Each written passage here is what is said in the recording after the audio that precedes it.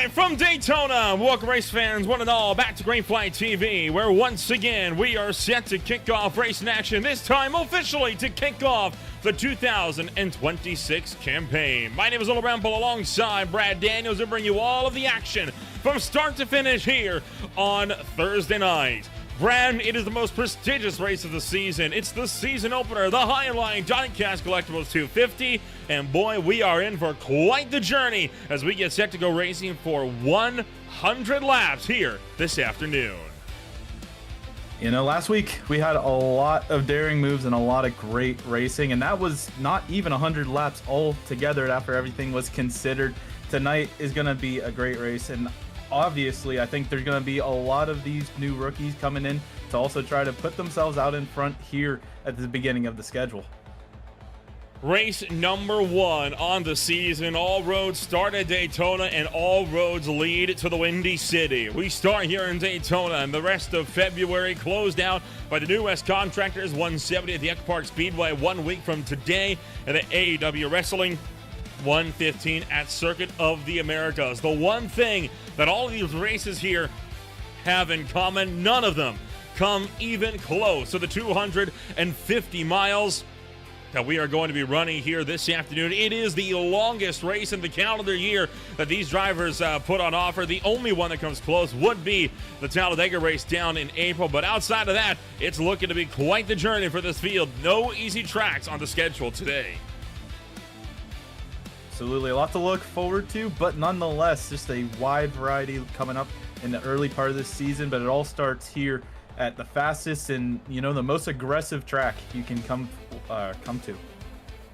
We'll start by kicking off this show by thanking the folks that keep the lights on here for the 6th season of the Spirit Cup Series. Season 6 is brought to you by Highline Diecast Collectibles, your go-to source for high-quality NASCAR diecast and memorabilia. Whether you're hunting for the latest releases, rare finds, or looking to sell your own collection, they have got you covered. Plus, don't miss their live auctions every week on Facebook and new on Whatnot, where you can score incredible deals on must-have collectibles. And place your pre-orders on NASCAR latest diecast at HighlineDiecast.com, where passion for racing meets collectible perfection.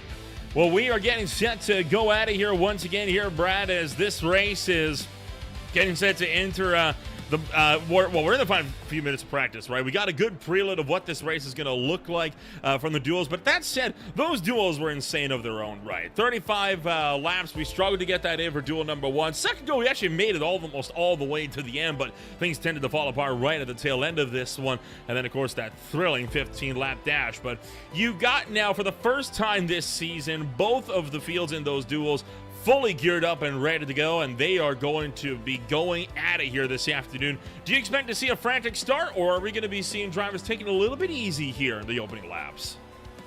I'm thinking a little bit easy, at least at the front half of this 250 miler. I mean, you got to start thinking, you know, last week you only had 35 laps to get the job done.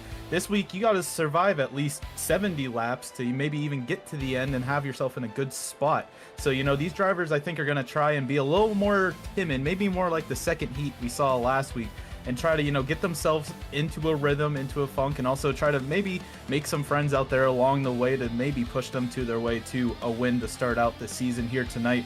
If, you know, I will say, you know, if the drivers first have to get into that, you know, calm state. So I don't think, you know, I think there will be a couple people trying to barge their way into maybe the lower line to start this whole race off and maybe get into a single line here. But all that said and done, we'll have to wait and see. 20 seconds are left, and as this field gets set to take to the starting grid, any drivers that you see coming out of the duels that you're going to be looking to keep your eyes on here tonight? Well, you know, it's hard to not say Cosmin Ionoshu. I mean, he last year's champion, and last week we also saw him just pull up to the front of the field during his heat and was able to, you know, keep it up in front. There were some other drivers. I was trying to look back here and take a look at some other people that were mixing it up at the front, and I know pretty much the Canadian drivers had a good sense of a feeling, at least at the beginning of Heat 2.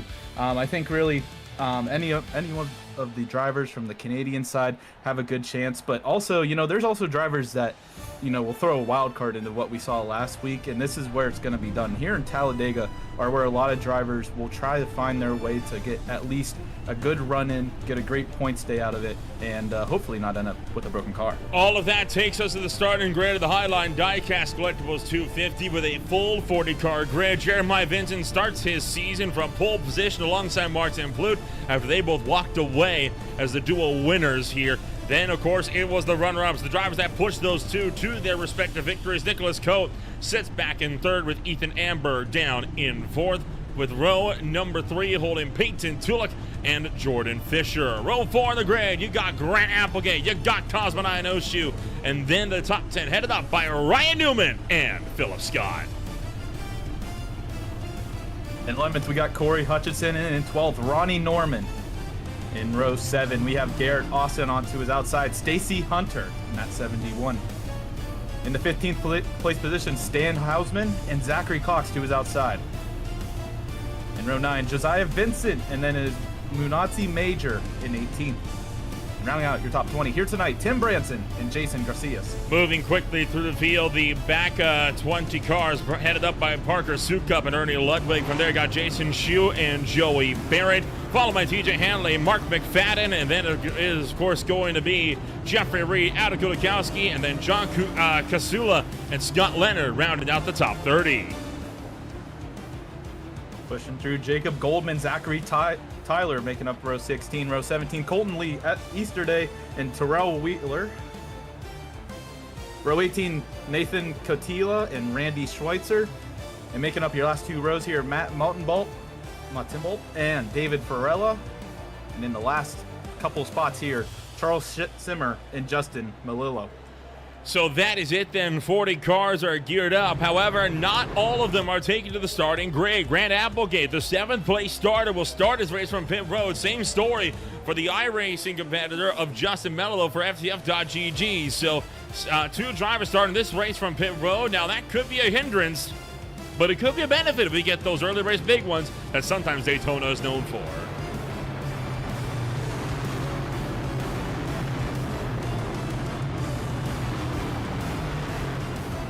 Well, all of this, Brad, is going to lead us around into turn numbers 3 and 4. And once again, we are happy that you are joining us for more racing action here on Thursday night. It is a brand new season of Highline Diecast Collectibles Speed Cup Series competition.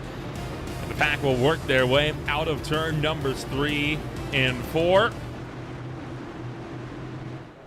And it will be in the hands of Jeremiah Vincent. The Speed Cup Series, after coming to a close back in late October last season, is finally back. It's go, go, go at Daytona!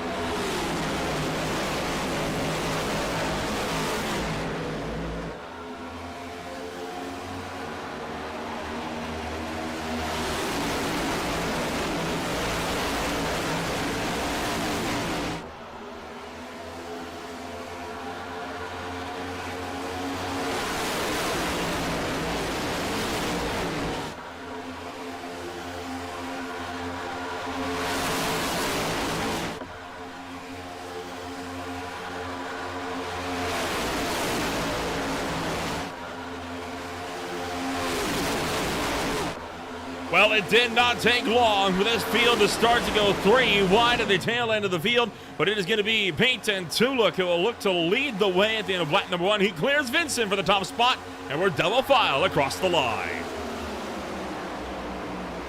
It seemed like further back in the field, everyone's kind of getting into that bottom line, single filing out, but up at the front, the action does not stop. Martin Plute holding that outside line, trying to keep as much momentum as he's got, but Peyton Tulik also doing a great job getting to the front of that inside line and trying to pull everyone along. And you can see further on back, that outside line diminishing out. So a lot of these drivers on the outside line might be able to help each other out here, as there may be a second gap looking back further there about midway in the pack. All this by Cosmo Ionoshu is now going to be holding that outside line. Saw a bit of 3 wide on the opening lap there, where they were very quick to get it back down to double. Jeremiah Vincent wasting no time and jumping to the outside line. He wants to try to lead this field. He is right now pushed by the 48 of Nicholas Cote. as they work their way back into turn number 1, and so far, pretty big runs here for the bulk of the field. You got about the top 19 packed up under a blanket, then about a half a second gap just about to Garcia's, but he is steadily closing the pack and bringing some stragglers behind him.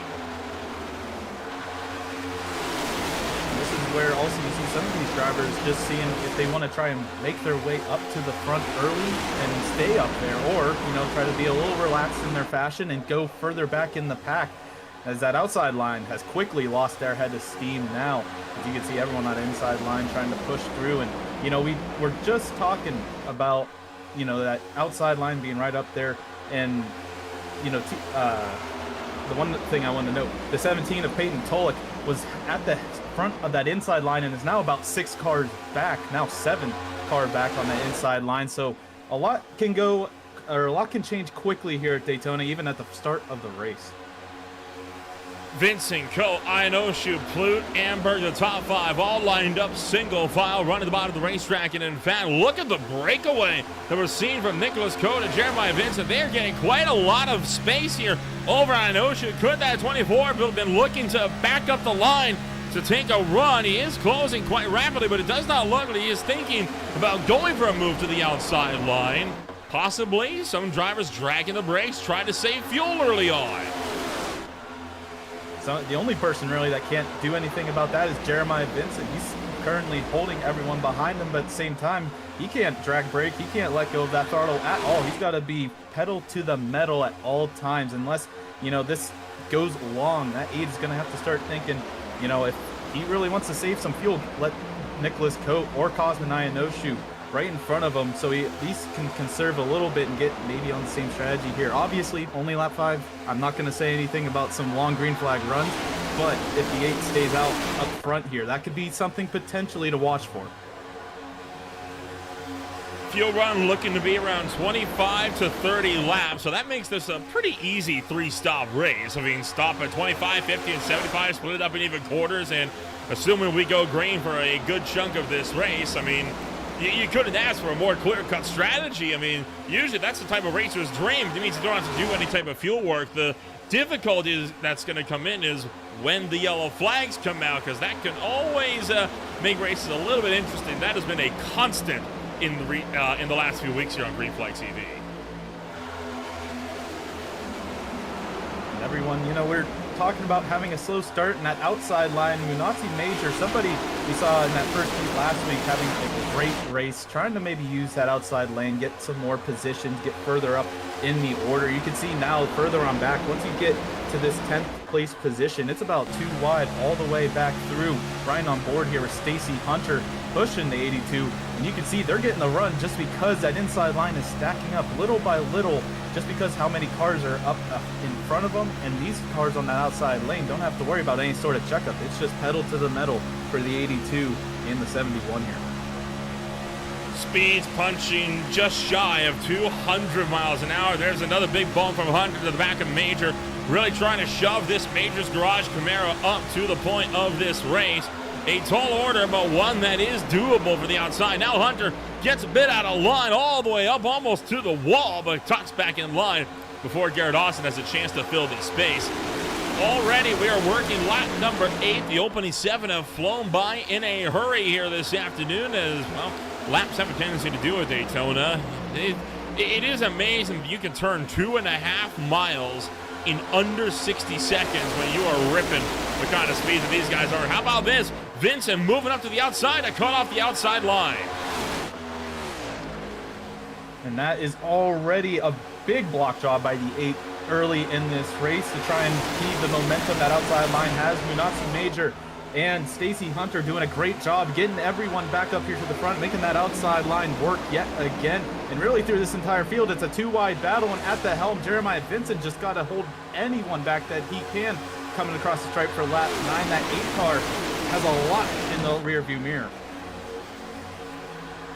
He's got a lot to worry about, but the Napa Auto Parts Camaro clearly not concerned about saving fuel. He's going to actually bring Munatsu Major down to the inside. That now lets Stacy Hunter lead the way. Major now the first one tucked in line, so Coe going to drop back to 3rd as a result. And critically, lap traffic up the road. Justin Mello started his race from pit road, and that 53 car about to go a lap down early on. Obviously, you need some help at Daytona, and this is exactly what may happen.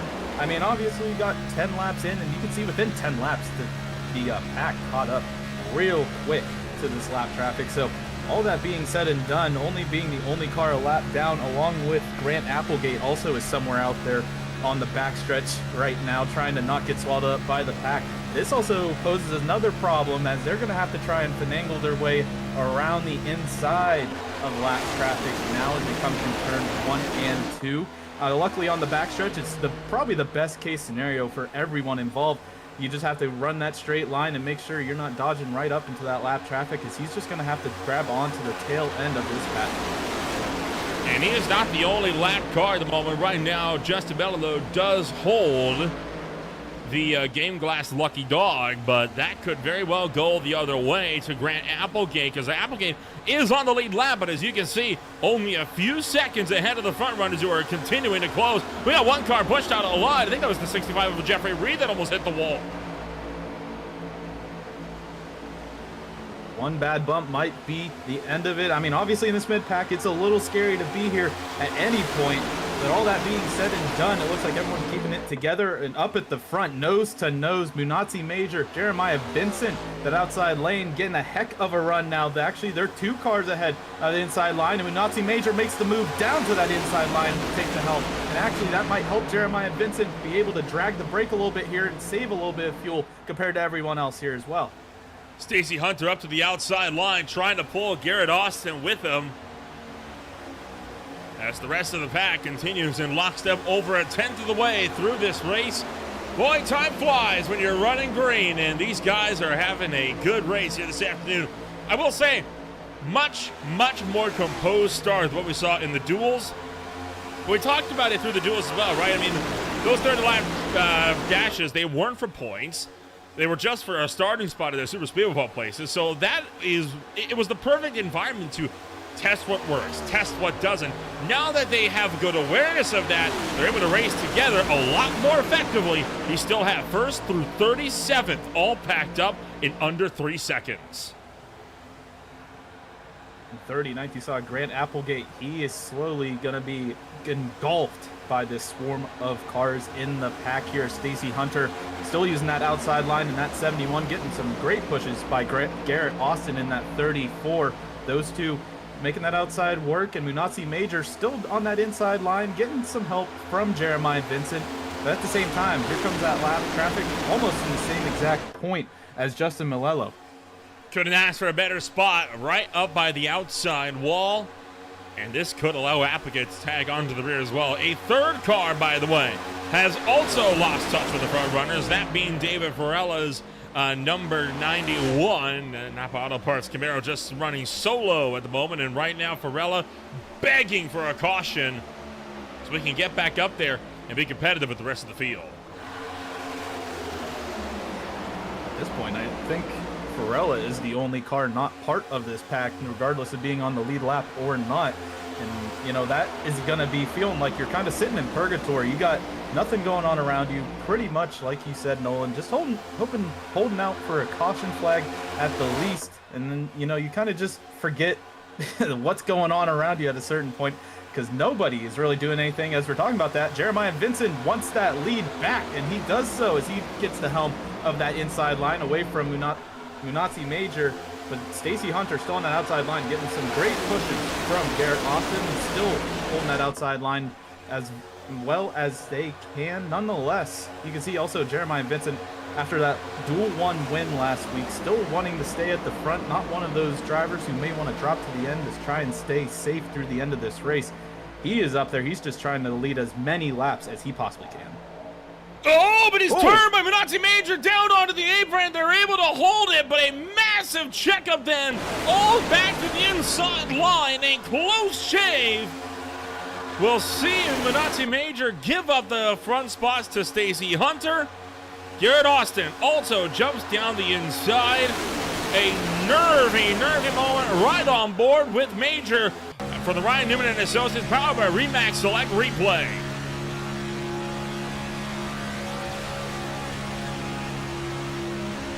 Just a bad bump mid-corner, and Major did everything right there. Backed off and gave him all the time in the world he needed to save it. You know, you have to pick and choose your battles at the same time. Know when to push and when to not as the bumper out in the back. Nonetheless, these lines changed up a little bit here while we were looking at that replay. Donato Major and Jeremiah Vincent now on the outside with Garrett Austin leading that inside. Philip Scott now also pushing up with that 99 on the outside. That outside lane has a great head of steam. And now they drop down. Philip Scott, Ernie Ludwig both jumping to the inside line. Jeremiah Vincent also jumping in there. It looks like it's going to be a little bit of a shake-up here. Peyton Tulloch also trying to pull his way back up to the front. Does look like Vincent just wants to lead this race, and I think Major's trying to work with him. Major, though, stuck on the outside line as Philip Scott going to follow Vincent back down to the inside. And all of this, we're only 9 laps away from the pit window opening up. Now, here's the bigger question.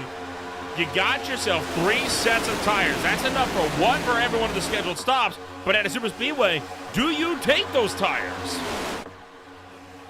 Yeah, this is one of the opportunities or one of the tracks where drivers don't have to worry about said tire, where, you know, it really, I don't see the purpose, at least on this first stop. I think at least, you know, one of these stops, the drivers, I think the second or third, they'll take that next set of tires to just get all the grip they can out of that, all of those 4 Goodyear tires. But nonetheless, all the drivers, I think, are going to try to keep fuel only because, you know, on this green flag run, you want to stay in the pack.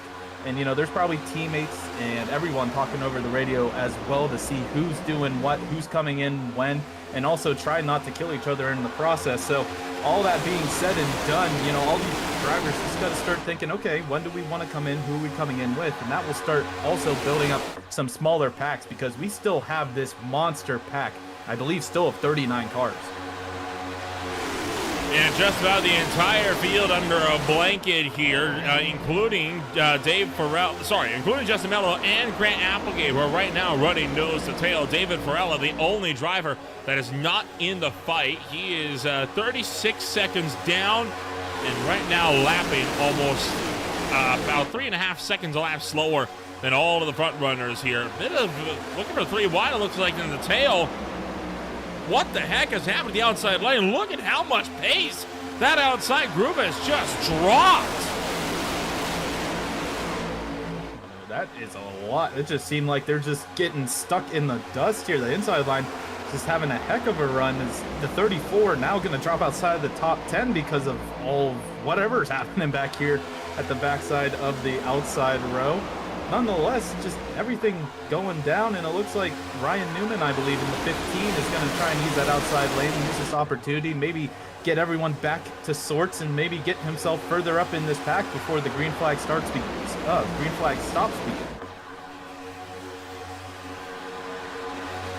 Oh, trouble behind. Tim Branson spins, slides down. That's going to be the first caution of the day. It's a multi-car stack up into turn number 1. And first yellow of the season comes out. And that came in the midfield. I'm willing to bet someone tried to make a move that was not entirely on. Let's take a look back and find out what happened as we jump to the Ryan Newman and Associates replay. It's coming out of the tri-oval, which is the interesting part, not necessarily where you would see a lot of these types of accidents happen. Looking back here. Garcias tried to go 3 wide. There wasn't room. And obviously that mid-pack, a lot of people just having to try to avoid, and I believe Garcias gets thrown back up on the track. Luckily, not too hard, but a lot of drivers also caught up that were on this tail end of this pack. Minor damages, nobody getting anything critical from the looks of it, but nonetheless, aero is important here at Daytona, and any sort of dent to any fender or bumper is going to be a killer when you're trying to find that speed. Tim Branson and Charles Simmer, arguably the 2 drivers that got the worst of it. And look at this one again at speed as they get sent around. Jason Shue caught some damage. All things considered, that could have been much worse. So good heads up on the field to get through that mess. That was a look at the Ryan Newman and Associate, powered by Remax Select Replay. A reminder that on the track or in the market, things can change in a split second just like that. That is why you need a team that is on top of all the action. You need Ryan Newman and Associates. Well, the field is getting set to come down pit road, I'd imagine, this time by. I mean, you'd have to imagine pit stops is a done deal, all but certain, because you'd be pitting less than 10 laps anyway. Yeah, I don't think there's any reason for any drivers to stay out here, obviously. Not for tire's sake, but for the fuel's sake, a little bit before that quarter-way mark. But once we get through the caution, it'll just be about there. So you can see everyone bringing it down pit road, helmed by Jeremiah Vincent and company, and see if anyone really wants to try and take tires. I don't see the point of it right now, but nonetheless, you know, some of these drivers, if they really think their car might be loose, they also got to get some damages repaired further back in the field as well. So see what happens here with the 8 and company. Cosmo Inosha missing the box. He had to reverse in. That's going to cost him a lot of very valuable positions. As you see the entire field in a pit road. Quite a few drivers using this opportunity to take tires. Again, cannot say I blame them. Could save precious seconds on the racetrack if this run goes green, but Jeremiah Vincent dropping all the way back to 12, with most of the drivers in front of him taking either 2 tires or none at all.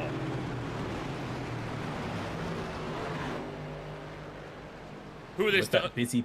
Go ahead, sorry. I was just going to say, with the busy pit road, everyone also has to try and avoid each other with, you know, everyone having some sort of diversifying strategy there. You almost saw, I think it was almost 4 wide at pit exit there. So all that being said and done, everyone keeping it unscathed and others trying to get some damages repaired, including Tim Branson and some others still on pit road. The driver that this is going to help out the most is going to be none other than Grant Applegate, coming down pit road now for his first pit stop. He is the recipient of the Game Glass Lucky Dog here this afternoon. So the first driver to receive it in points competition so far this season. No doubt not going to be the last here this afternoon. That leaves just 1 car now 1 lap down. That would be Justin Melilo, if it were not for the fact that Melilo has not come down pit road here, Brad. He has opted to stay out on the racetrack. That is a very, very brave decision from Melilo. He is 40th place. He will get the lead lap back by taking the wave around, but he's going to have 10 laps or less of fuel in the tank, so he is going to be really gambling on an early caution on the restart. Especially for Mello. I mean, since he was stranded, he had to keep the pedal down to the floor, so he couldn't really drag the brake or save any sort of fuel. So that 53 might even be in a worse situation than we think. Nonetheless, he's still got to catch up to the field here, which shouldn't be a problem. But all that being said and done, he's gonna take a risky call here to start today's race. Few drivers coming back down pit road. Charles Simmer, TJ Handley, Randon Schweitzer as well, all into the box, looking to top up a little bit extra on fuel before this field gets back to green. Ernie Ludwig on fuel only. He is going to be the one that leads this field back to the green flag, alongside Philip Scott, who took 2 tires on his stop. So Scott, a driver that was up at the front already earlier today, taking advantage of it one more time. And mixing up the front, that's always good to see. Everyone seeing what they can do. Maybe try to just practice for later. Maybe try to see if they can lead a couple lines, lead a couple laps. And, if it comes down to it, they have this experience in their back pocket. But with coming to the quarter mark here, I think a lot of these drivers also just got to try and keep it safe, keep it conservative, and at the least make it to the at least halfway point here in the second set of pit stops.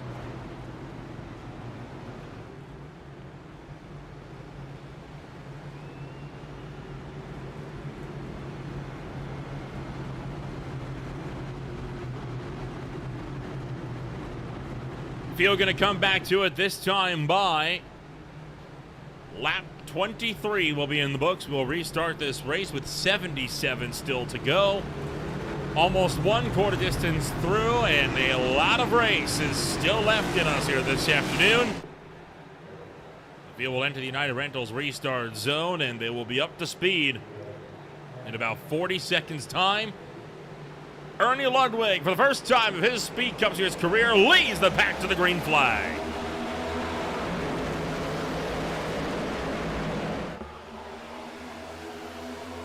Philip Scott on that outside line, and the 99 is going to take a commanding lead on the outside line. All three of them able to drop down in front of Ernie Ludwig. Actually, that's four. Make that four drivers with Jordan Fisher included. Those four keeping it nose to tail, having a great jump on the restart compared to that inside line as they come across the 60-mile mark now of tonight's race. And right now, Ryan Newman also still trying to make it work on that outside line. He's going to now be at the front of the helm along with Munati Major right behind, but that's going to check up that outside line just a bit since the 15 has to get that push from the 82.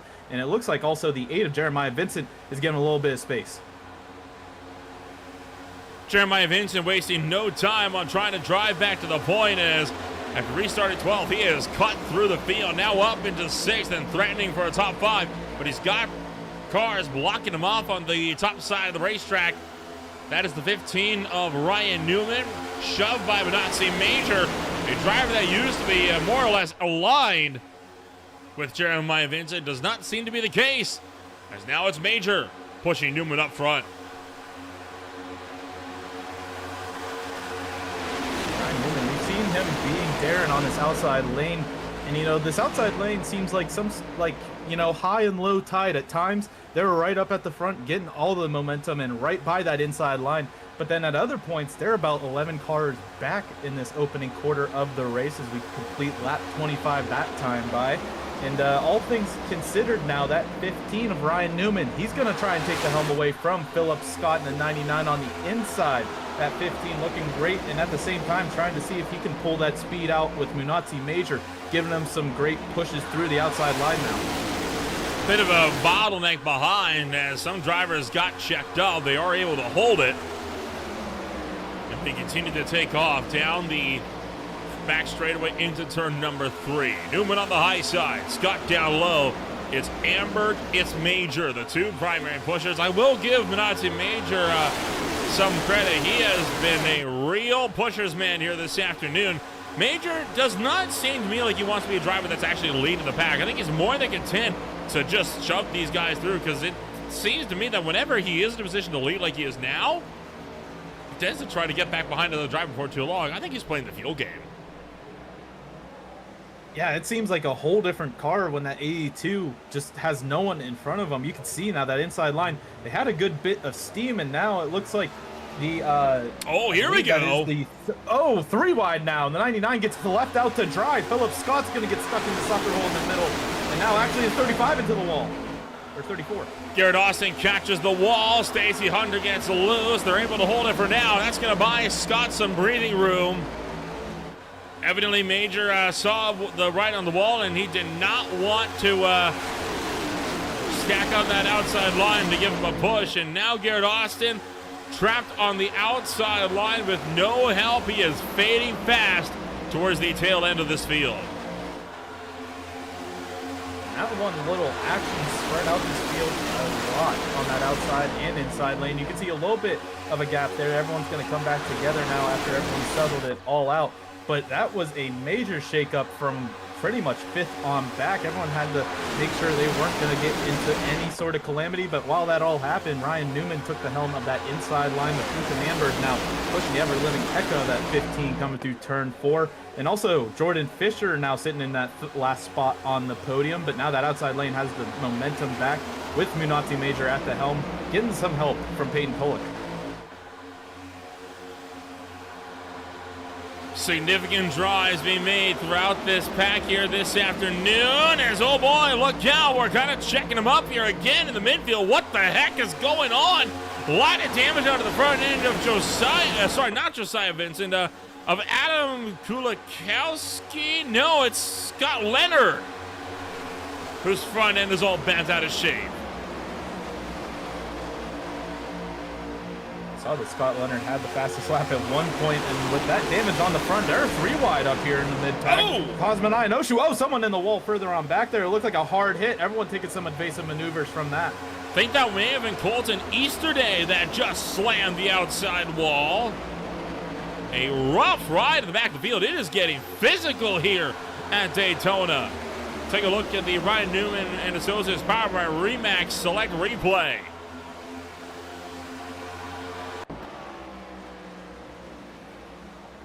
Of Colton Easterday looking to the outside. They're getting some 3-wide action here in the mid-pack. Oh, man. There's the 65 Jeffrey Reed that was just all over the shot and fenced him. I honestly don't know if maybe there wasn't a call made there. Also, still 3-wide here. I'm surprised we didn't see this much 3-wide action happening this early in the race. I didn't think it would happen until the second half, but we got a couple 3-wide battles going on. Cosmonai and No-Shoe, I thought was going 3-wide there for a moment, but drops back into that inside line. All this being said and done, now we got a couple of stragglers, about 4 or 5 cars that look like they've lost touch with this main group because of this little bit of calamity and wall scratching through turns, well, really all the turns everywhere on this track so far. 32 laps. It's about to be the mark here as this field will take under 70 to go. And it looks like after a little bit of a hectic moment, they're able to get it back down to just 2 lanes. So they will continue to run in lockstep. One bumper locked to the tail end of the next, while the drivers behind just lift foots out of the throttle, running 2/3, 3/4 throttle, maybe even half throttle. Content to save the fuel and maybe see if they can stretch it to halfway.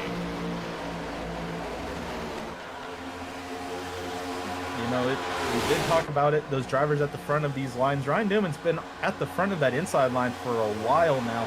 So if he's trying to stretch it, he's going to have to start trying to maybe get further back in line to strategically make it there. But everyone else, yeah, just maybe going to be able to get to that halfway point. And unless you're Ethan Amberg right now, you're pretty much planning for it. Oh, a little bit. It looks like the 14 got a little upset there through turn 4. And it looks like somebody's coming down pit road as well. I believe that might be... That's Justin Mello, the driver that stayed out under the caution flag and was hoping that there would be an early yellow flag. He didn't get it. Unfortunately for that 53, obviously going to have no friends of any sort unless he gets caught back up by the pack, which timing-wise, it will be pretty close whenever he comes out of pit road, since he has to stay on the apron onto the backstretch. So all of the drivers, you know, involved that have also a little bit of, there's a couple cars, about 4 cars now that have lost touch with the front pack, maybe actually 6 now with Colton Easterday about 8 seconds back, that might be able to help out anyone they can. Hopefully they don't get engulfed, as you see further on back. Some 3-wide action still ongoing for about 16. Full chat has been the call. There has been no fuel save whatsoever. That's been something that we have seen quite a few times over the last couple of years, right? Ever since they started doing it in the real world, where drivers would only run about a quarter throttle, and heck, you'd be seeing drivers turn laps whole seconds slower than they were really meant to be turning at a track like this in race conditions. But hey, it worked, and everyone did it because we were able to save a crap ton of fuel. But so far, fuel saving has not been on drivers' minds tonight. Not in the slightest, and it might be part of what you brought up earlier, Nolan, where, you know, a lot of these people, you know, the drivers are just thinking, you know, cut in the quarters, make it simple. So in that fact, you know, just go pedal to the metal and go for it. But, you know, nonetheless, these drivers that also are all stuck in that, you know, outside of this pack, have to also stay full throttle, also play around with, you know, some of the drivers that also lost the pack, try to maybe get some speed and avoid getting swallowed up by the rest of the pack. So all that being said and done, I think some of these drivers, depending on where they are sitting in this field right now, are concerned about fuel strategy. But for the most part, yeah, a lot of these drivers just running their own race, trying not to get collected in anything outrageous, as we have some 3-wide action further on back. Yeah, speaking of outrageous, that is Charles Simmer, the first car that is 1 lap down. Now, right now, the only car that's 1 lap down. You would think Charles Simmer would be trying to fade to the rear so we can tuck in line, but no, he's going to instead force the issue right by 600. Never mind, as bumped out wide by TJ Handley, and now Simmer will be sent to the back for sure. Boy, he is trying to side draft the crap out of these guys. I mean, if I'm Simmer, I'm not playing that game. I mean, you're a lap down. You're the one of only 2 cars a lap down. I'm trying to see if I can survive out here. Now, the one thing he'd be racing for is Justin Mello for the lucky dog spot, but Mello is tucked into the inside line. he's in a good spot to keep that lucky dog in hand securely. If I was anyone like Stan Hausman back there, it looked like he got, stuck up with, the lap traffic right there. It's not going to be a good situation. You're not going to be happy at the behind the helm there. So all that being said and done, when he's not really worried about the next lap car, it could cause problems. But the 53 is still sitting in line, while Mark McFadden, you can see, jumps out to that outside line and maybe get it to work along with Corey Hutchinson. Yeah, Mark McFadden trying to go to the point here this afternoon. The British Columbia native still trying to seek a top 5. It has remained elusive in his Speed Cup Series career. Will 2026 finally be the year? Oh, hold on. Minazzi Major. Not Minazzi Major. Sorry, Joey Barrett and Ethan Amber getting into each other a little bit. Cosmo Inoshu trying to open up a third groove, and they're 3 wide down the front. And that's going to be super hard for some of those drivers running 3 wide right now, because you just want to follow the car in front. But it looks like once you're behind not Minazzi Major, that is Cosmo Inoshu. It's going to be, you got to hold your line through 3 and 4, and now 1 and 2. And, this is Daytona. Talladega, you might have some more wiggle room to run 3 wide. But here at Daytona, you still got to keep yourself stagnant, keep yourself in your line, and make sure you don't get a little loose coming out of these corners, because that just could be the detriment of multiple cars here and cause the big one. So right now, that 81 of Martin Plute trying to make that outside work. And at the front here now, there's just a lot going on, actually. Tim Branson dropping through the field. He has just gone 1 lap down as well. Mello overtakes him and retains the lucky dog spot. But that shuts down an attempt at going for the high side for the Amber. And now Branson gets fenced by the 39 deeper in the pack. A hard shot to the outside wall, and that is going to cause Branson to lose the draft once again. I mean, Stan Hausman, we saw him have a little bit of trouble with lap traffic before. Might have got too aggressive. He said, this time, I'm not even going to worry about it. And just slammed him into that outside wall. Nonetheless, yeah, that's unfortunate for that AEW machine. And up towards the front still, Ryan Newman keeping that inside line complacent with Jordan Fisher right behind Peyton Tulloch. These 3 have logged a lot of laps in this order for about 10 laps now, as they're coming up on some more lap traffic here through the trial. Yeah, lap traffic continuing on. There you see John Casula trying to make a run at it here as they fight it in the turn numbers 1 and 2. Ryan Newman down on the bottom side of the racetrack. Jordan Fisher trying to go with them. 40 laps the distance.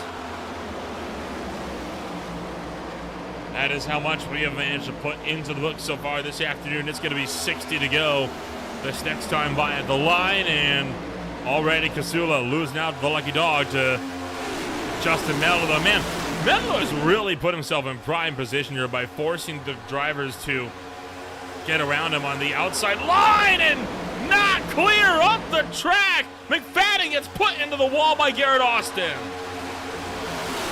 I don't know what the call was for Garrett Austin. I think he might have made that late decision, and that sends McFadden right down this order. You're going to see he's going to sit outside that line, look like a lap car, as he's going to have to get shuffled all the way back to the end of this field. You see he's also just trying to keep it away from everyone else, not trying to cause any problems after he got shuffled out of line, just trying to find a home, and there it's going to be on that outside line.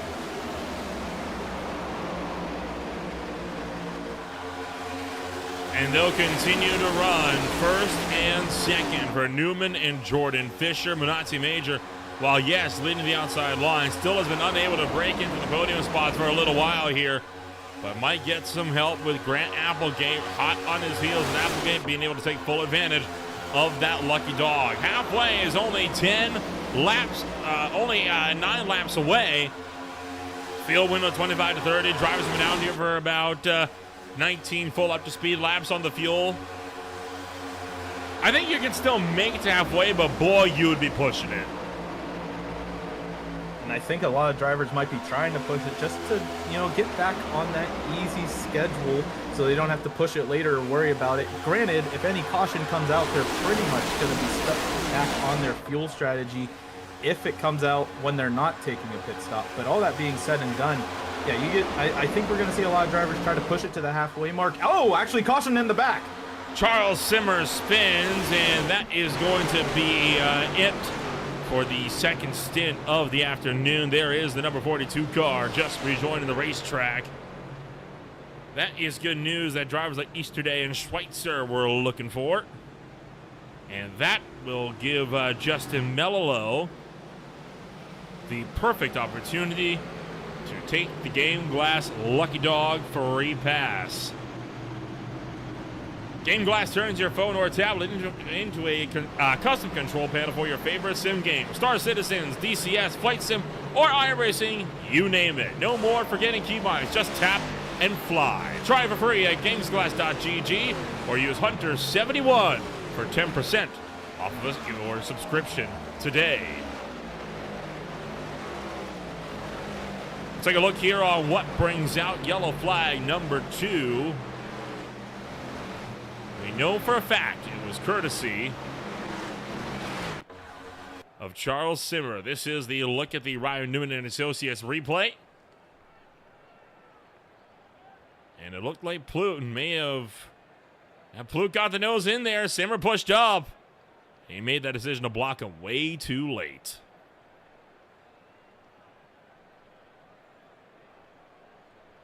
This one not collecting anyone else, unlike our first caution. So outside of Plute getting a little bit of smushed on that front side, really, it wasn't that crazy of fender damage for anyone involved.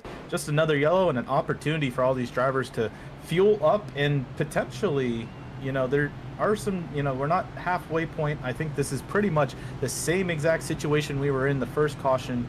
As you know, we're going to have drivers who take no tires, going to have drivers take 4 tires. Probably those drivers who took no tires last time will take tires this time to be a little more stable through the corners and keep themselves in line. And hopefully, you know, Ryan Newman, I think, is also breathing a sigh of relief as the 15 was out front for a long stretch of that green flag run. And he's going to be somebody that was detrimentally probably a little less on fuel than everyone else involved. So the 15 going to come down pit road and bring everyone else included. Still more or less on cycle here. I mean, second pit stop. We were talking, you know, 25, 25, 25. Second stop coming in just around, you know, what, 20, about 26 to go. Wait, 26? What am I talking about? 56 to go. There we go. About 56 laps to go. I mean, if you can save the 6 laps till lap 75, you can still make this work on a 3-stopper. Oh, and Simmer's actually been turned entering pit road in the back. What in the world? Simmer can't get out of any... It looks like he's just getting stuck in bad decisions right now. You can see a lot of drivers also trying to get in their box here. Take another look back at the replay. This is Simmer, who was still a lap down, now trying to get into pit road.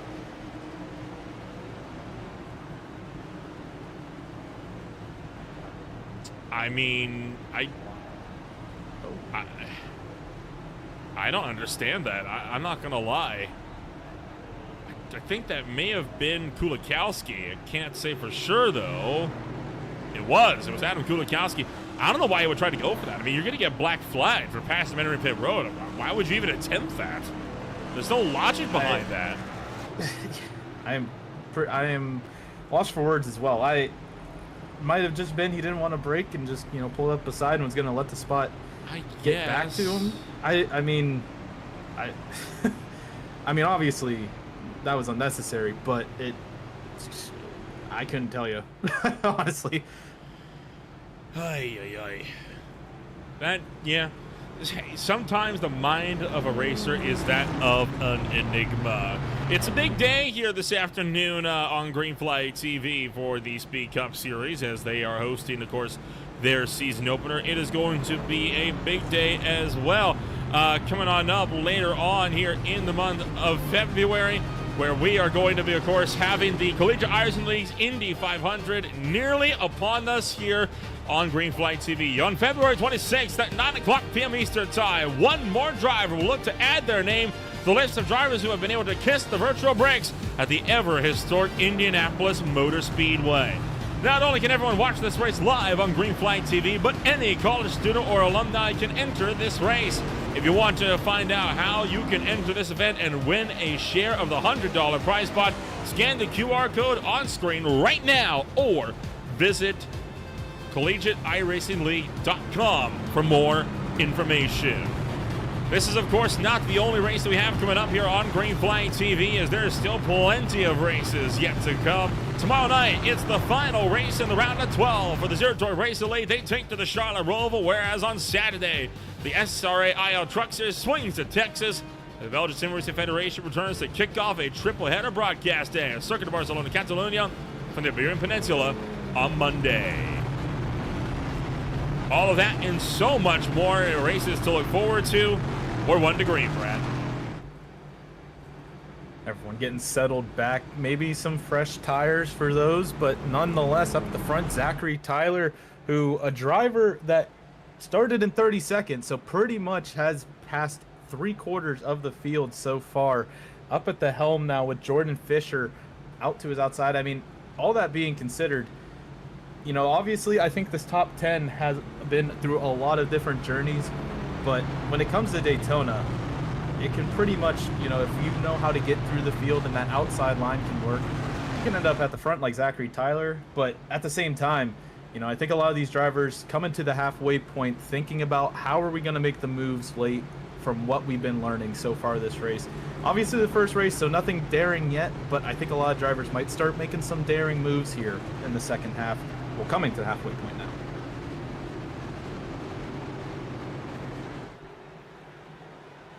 Coming around to the front straightaway, Zachary Tyler now leads the way. Once again, fuel only for him.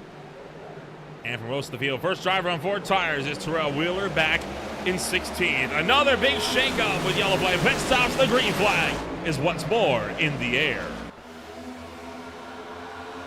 Nazi Major pushes down low. We saw that in the duels last week when these restarts occur.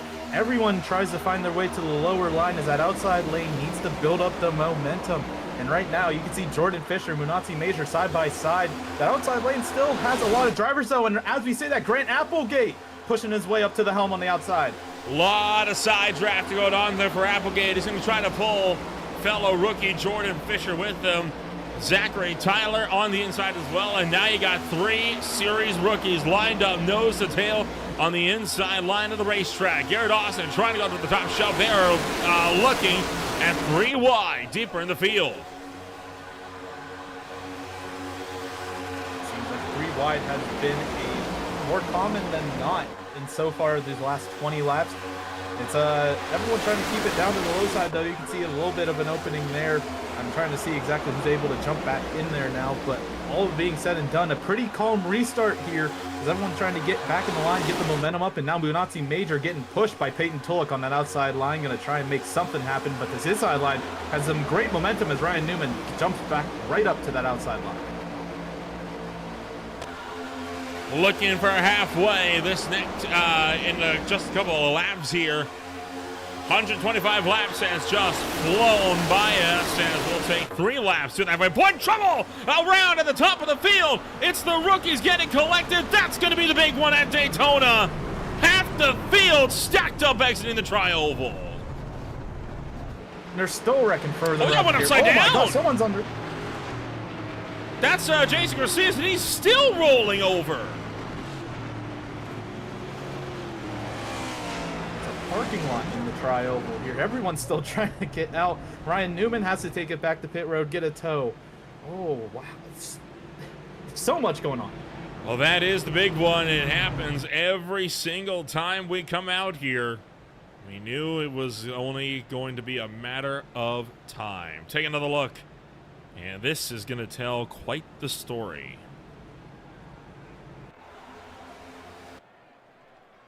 Head of the field. You're looking for about that 3rd car in line. That was Zachary Tyler. That spun sideways. And then where the heck? There's Jason Garcias. Got caught up and just gets run over from behind. And it was the hit with Tyler that launches that car onto its side. almost wall rides. He just scrapes along that driver's side door all through the tri-oval. Oh, and boy. another hard hit. That was Kulikowski that drove right into the windshield and effectively finished the job on the number 1. That is a tough break.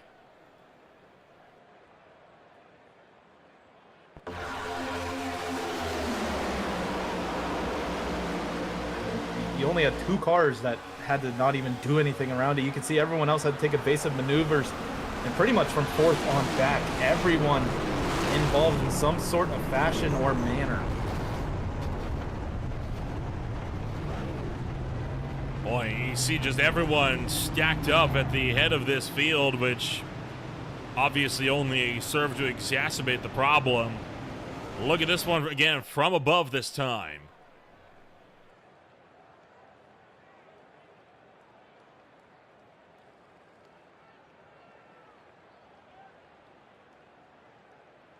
'29 car is punched sideways. That was courtesy of the number 15, Ryan Newman, and it was on. Look at the whole field just fall apart as they tried to cut through the middle. I think Martin Plute may have been one of the sole survivors. Look at that number 81 car down on the apron.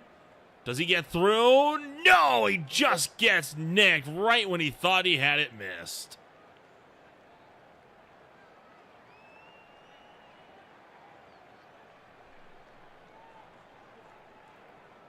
Well, that's the big one for you, right, Brad? Yeah, that is inevitable at Daytona, and tonight it happened at the halfway mark. For a lot of drivers, unless you're Applegate and company that got through, this was just major damage to anyone really sitting back there. Even a lot of drivers having to take into the infield to avoid everything they could. You could just see pretty much once you got to about 25th on back, there was no way or fashion to even see your way through. Try to find anywhere to get through. You were just kind of hoping and praying you didn't get too much damage to them.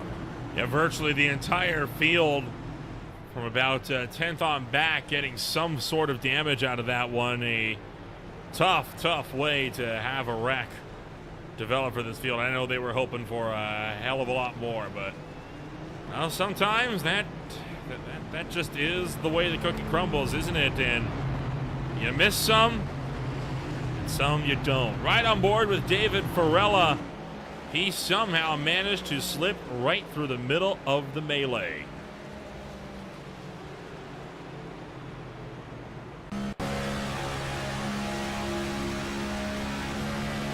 Being like a sole survivor, just seen a lot through the tri-oval here. And that smoke, you just gotta hope and pray. Just hope nobody slides on down through that tri-oval. And he also does a great job of getting on the brakes to get through it all and just weave his way through. And yeah, untouched, absolutely untouched for that Napa machine. A lot of twisted steel and sheet metal in that one. And one driver caught up in that was Martin Plute. His car joining the likes of Twisted Steel.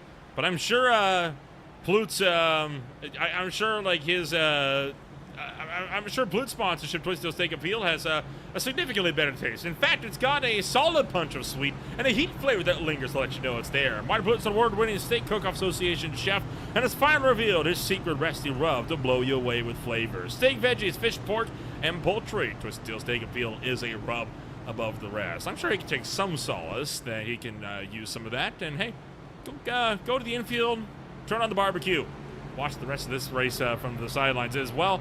What we would say if he had been collecting the worst of it, he is still on track, albeit down in 27th. Right now, that has taken out Tulik, Vincent, Gracias, Ludwig, Handley, and Ryan Newman. We're going green this time. These cars up in the top 10 untouched and happy to not be involved in that one-pace car. He's going to bring it down pit road now. Officially over halfway home, 49 laps to go. Green flag is back in the air. One more scheduled stop to go right around lap 75 to 80. As they get up to speed, one car is already into the outside wall, though. And it's Zachary Tyler. Evidently more damage than he thought. He was leading this field on that last restart, and now he's, yeah, I think you can see sparks pumping out of that 29. So he's coming through 1 and 2. That's, oh, it looks like also somebody on the infield there, almost to a complete stop. That's John Casula rejoining the racetrack. I think he was trying to just get out of the way of the field, but I don't know if that's how I would go about doing that. He does rejoin the racetrack, only several laps down. It might just be a looker to try and see if he can survive this race, pick up some extra points by hoping there's a second incident like that one. Being that's all said and done, Grant Applegate, you saw he had a great jump on that outside line. He's going to be able to hold Jordan Fisher to that inside line with Munatsi Major in third. And you can see about 7 cars back to Ian Noshu is where that inside line and outside line meet. And now actually a couple drivers actually dive into that inside line. That's not going to help that outside line at all. As Jordan Fisher is giving a heck of a bump to the 57 through turn 3. I know she right now being pushed by Philip Scott, trying to work his way back around to the front. Jeremiah Vincent also in the fray, and there goes Munatsi Major once again jumping up to the outside line. Not keen on working with the rookies, it looks like.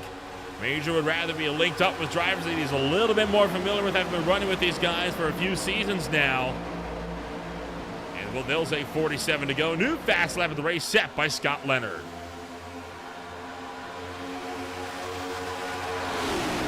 Major getting a great bump through the middle of the corner there from Cosman Ionoshu. And that's going to give the 82 the lead for now, but they're still nose-to-nose coming down that backstretch. Grant Applegate is still there door-to-door with the 82. He's actually going to get a little bit of a lead going through 3 and 4 here, but now the 82 and the 24 are maybe going to have a little bit of momentum coming off the corner. We'll have to see with 46 to go this time by.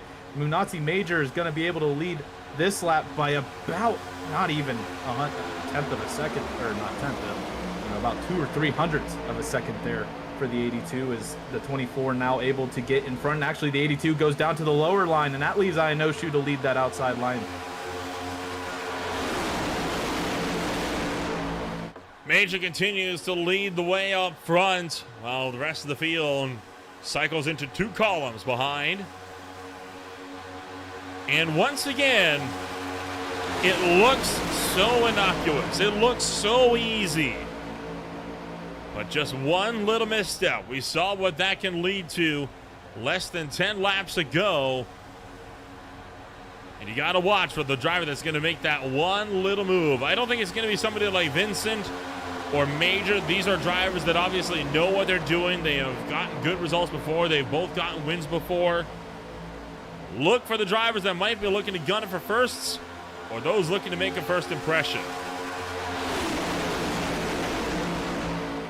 Also, we have to, acknowledge Grant Applegate came back from getting the lucky dog, being a lap down, still sitting on a podium position in less than, about 40 laps from then, is a great accomplishment for the 57, and now doing a great job of pushing the 82 to about 2-3 car lengths now in front of that outside line. Cosman Ionoshu falling back here with Philip Scott in that outside. No, actually everyone leaves Munatsi Major on that inside line. The 57 is thinking, I'm going to go and try and take that outside line, and the 35 Jordan Fisher follows right in tow. So now that's going to help Cosman Ionoshu jump to that inside line aggressively. Boy, Ionoshu read that situation perfectly. Clearly Jordan Fisher caught off guard. He's going to drop towards the tail of the field. And Grant Applegate pushes himself up to the front. Boy, Applegate not working too well with his teammate. There needs to be a little bit more coordination there between Applegate and Fisher. If the TI Racing duo want to try and find their way up to the front, Cosman Ionoshu read that situation to perfection. Amazing to watch that 24 just jump to that inside line after he got that run, and now they're going to be stuck on that inside lane as Munatsi Major is getting a good push here from Jordan Fisher now, the 35 finding his way to his teammate again, but this time up on that outside lane with the 82 and the 99 in tow as well. Also Corey Hutchinson in that 21, you saw he's now that third car. Oh, and the inside line, Applegate to the inside, onto that inside wall. Boy. Tough break for Applegate as he's going to slide down. He does keep it off the inside wall as aggressively as he shot down to the inside. And that could have been a little bit dicey on the back straightaway. They're able to keep it side by side for the lead. And take a look at this one again. Just from our focus, I thought that 57 was inevitably going to have to end up on that inside wall. He just shot like he was out of a gun to that infield. You can see just one bad bump coming out of the corner. The 57 able to save it relatively quickly and nowhere near that inside wall. And like I was saying, but that's going to leave him back with some stragglers now and potentially cars that have damage. That's going to slow his pace nonetheless. But the 35 of Jordan Fisher now is going to try and stay the front bumper of Cosmin Ionoshu on that inside line. Well, based on the race we've seen so far, the odds that this goes green to the end of the race from here is extremely low. So for Applegate, he's probably thinking, okay, that was a bit of a scary moment, but I just got to reset, take a breath, let the heart rate come down a bit, run back here with some of those damaged race cars. There will be another caution. He can get himself back into the fight later on down the line. It does him no good to sweat it now. All he can do, get his head down, and hopefully he gets lucky. He's done it before. He'll do it again as Jeremiah Vincent. And it looks like Philip Scott. We're thinking about that outside line, but now Vincent's going to be stuck out there. Actually, the 99 jumps out behind that Napa 8 on the outside lane. Minazzi Major falling back there. He's going to join that third car in line. Joey Barrett is now currently side by side with the 8. That outside line is going to try and regain that steam that they had earlier here in this little green flag run. They're actually going to have a great push through the tri-oval now. They're pushing up majorly on this inside line. You see Ionoshu gets a little wiggly coming through the tri-oval as well. 40 laps to go. And still the battles have been raging on as they make their way back down the Daytona super stretch. Jordan Fisher, Cosmin Ionoshu, the top two. Jeremiah Vincent, Philip Scott alongside Minazzi Major. Those are three cars that were working together throughout the duels, and they are looking to work together here this afternoon, trying to push to the front. Now, keep in mind, Jeremiah Vincent not on the same team as Cosmin Ionoshu, nor is he on the same team with the likes of Minazzi Major. These are three drivers on three teams that are all just trying to go at it in their own right. John Casula, black flag for speeding on pit entry. Gonna say, well, he definitely smoked those tires coming in the pit road, and it might be a little daunting, I should say, to get a green flag pit stop going here in Daytona, because you're trying to carry as much speed into that zone as much as possible, but at the same time you got to get down to speed, and it can just you apply too much of the brakes, you slide right through that commitment line. And unfortunately for that 55, you can see also Josiah Vincent running that inside, just trying not to affect anyone here in the main pack as he's still dealing with some damage. It is worth noting that out of all the cars that started this race, the 40 that started, we still have 33 that are on the racetrack, 30 are on the lead lap, but only 24 are actually packed up in this field. You do also have Farella, Hunter, Applegate, and McFadden. They're all running back in the field. That's because they got scrambled on the restart themselves. But so far, they're not making any progress on the front runners.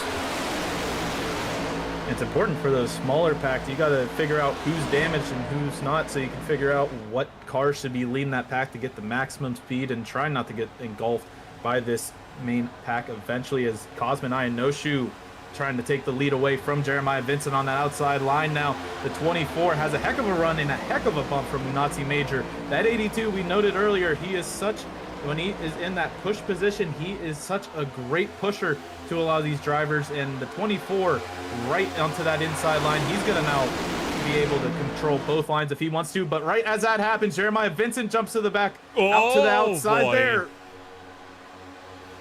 Getting a little bit crossed up, but we keep it together. Jeremiah Vincent continuing to try to make that run back to the head of the field. And I'll give Vincent credit. He has been wanting to lead this race from the get-go. He has shown no signs of stopping and his ambitions to try and drive that Napa Auto Parts number 8 to victory lane. But while yes, he's been working really well with drivers like Inoshu, like Scott, like Major, those have been his running mates all day today. He's not in the same team. How long is it going to last? Sooner or later, it's going to be every man for himself. I'm going to say we're seeing some shades of aggressiveness here with 36 to go now.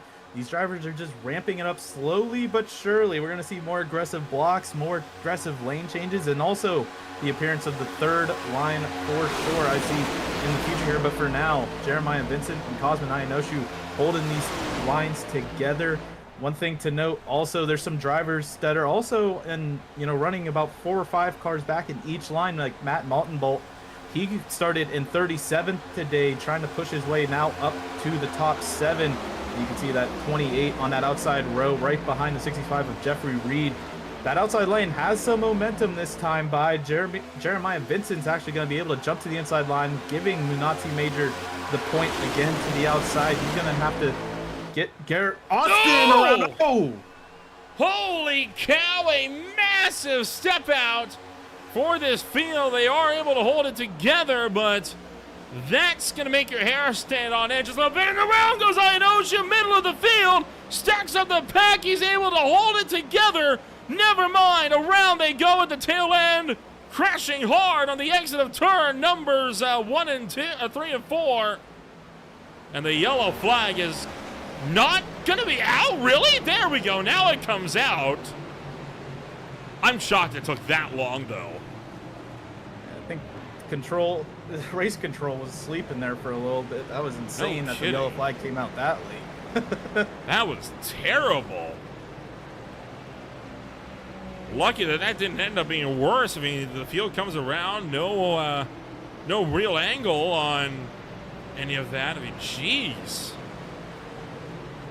Well, we'll jump back and take a look at the Ryan Newman and Associates powered by Remax Select Replay. It is the second big one of the night.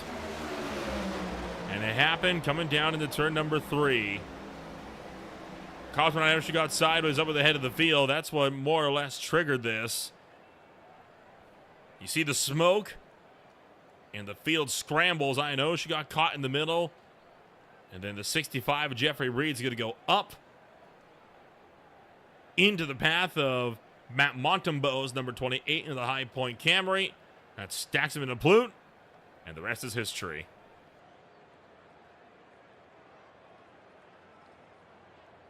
Oh, headlong into that outside wall for Corey Hutchinson. And oh, geez, a stack of Martin Plute getting pretty much damage everywhere on his car, the front and back. Oh, hard into the outside wall again by the 34, I think. Now that's the 21 that time. Hutchinson for a second time. A really hard crash, and then Hutchinson backs it into the wall for a third impact into the outside fence. You can also see that little gaggle of 4 cars of Stacey Hunter and everyone else. That caution didn't come out, so they probably were getting told, there's a wreck up in front, but they didn't know how bad it was. There's just so many cars headlong into the outside wall. That is nasty. No better way to put that. Tough break when you get an incident like this, and watch Corey Hutchinson's number 21 car here. He's down on the inside line, and you'll watch as... I mean, this is a hard shot right at the wall here. I mean, look at the rear wheels are going to pick off the ground. I mean, that's one big lick. And then he gets punted by Goldman back into the wall, and that time it gets all 4.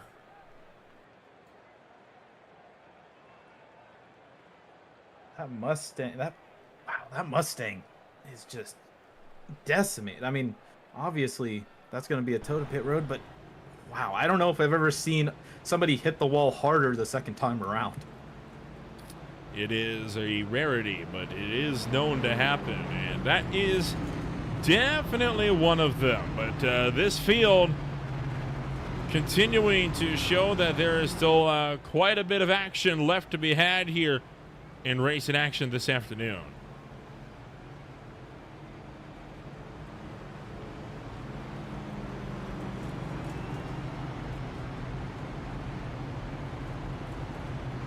did note, you know, we got a third of the race to go. The pit window is going to be, or the fuel window, I should say, is going to be right on the edge. You can see drivers opting to stay out here. You know, they still got to make it to the end after all. And potentially, you know, you got to save a little bit of fuel too if there's some green-white checkers at hand. So all that being said and done, you know, these drivers did come in that time by there. Correct myself here, but nonetheless, you know, these drivers got to start thinking towards the end of the race now. How are we going to make it to the end on these 32 laps to go? Well, it was a hard hit into the wall for quite a few drivers in that one, and 32 laps, unless they get another caution or two, they are not going to have the fuel numbers to make this one to the end. If this goes green, they will have to stop one more time for tires. Going to once again give a shout out here to Beer Street Journal for keeping the lights on here with this Big Cup series, one of the largest online collections of original content dedicated to covering beer culture, education, and the advancement of the beer industry. With thousands of articles, millions of unique visitors, and exposure in over 200 countries, Beer Street Journal is paving the way to enabling category growth, engaging a broader consumer base, and promoting better tasting beer for years to come. BeerStreetJournal.com, the best in beer.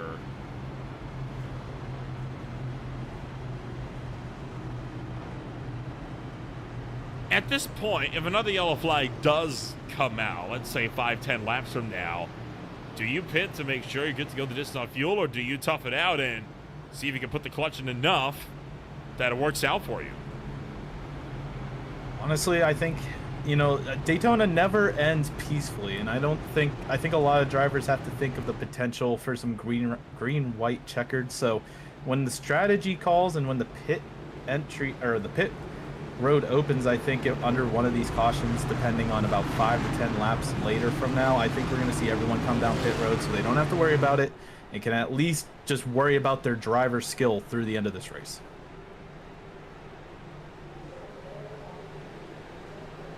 Pace car is off, green flags in the air, 31 laps the distance as we hightail it back down towards turn 1.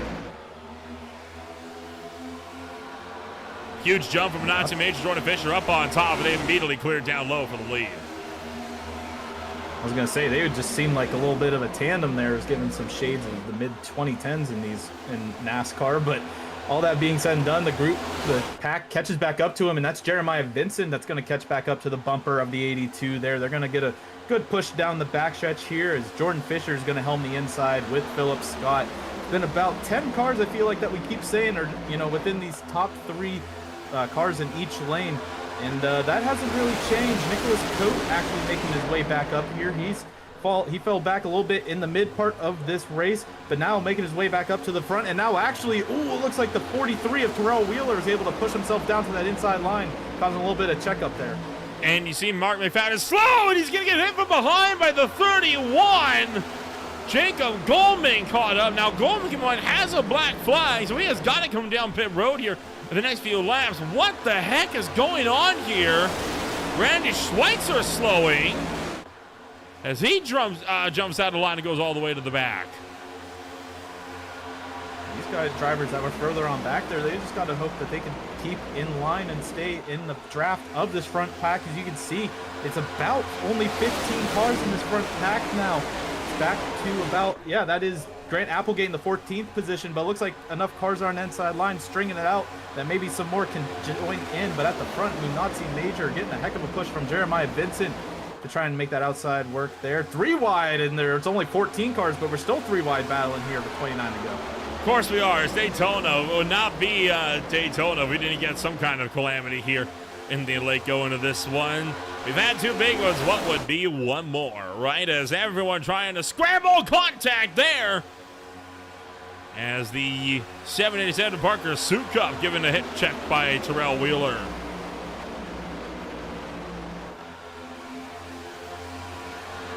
Nick Portillo, somebody we haven't talked about too much here, at least in the thick of it right now. The 5 is pushing his way up and now currently sitting in 7th. You can see that black flag, I believe, is now being served further on back there. Yep, it's coming down. Oh, he might actually get another black flag for speeding on pit road. He smoked those tires. He did, but he did get a slow down in time, so he will be able to get away with just the one this afternoon. Minazzi Major now with Jeremiah Vincent up top. Now the issue that Major and Vincent have is, yeah, they've working together great all day, but at the end of the day, they both one lead this race right now, and it doesn't look like either of them are willing to concede the fight to help out the other. So I think this is where that alliance that we have seen in play since lap number 1 is brought to an end.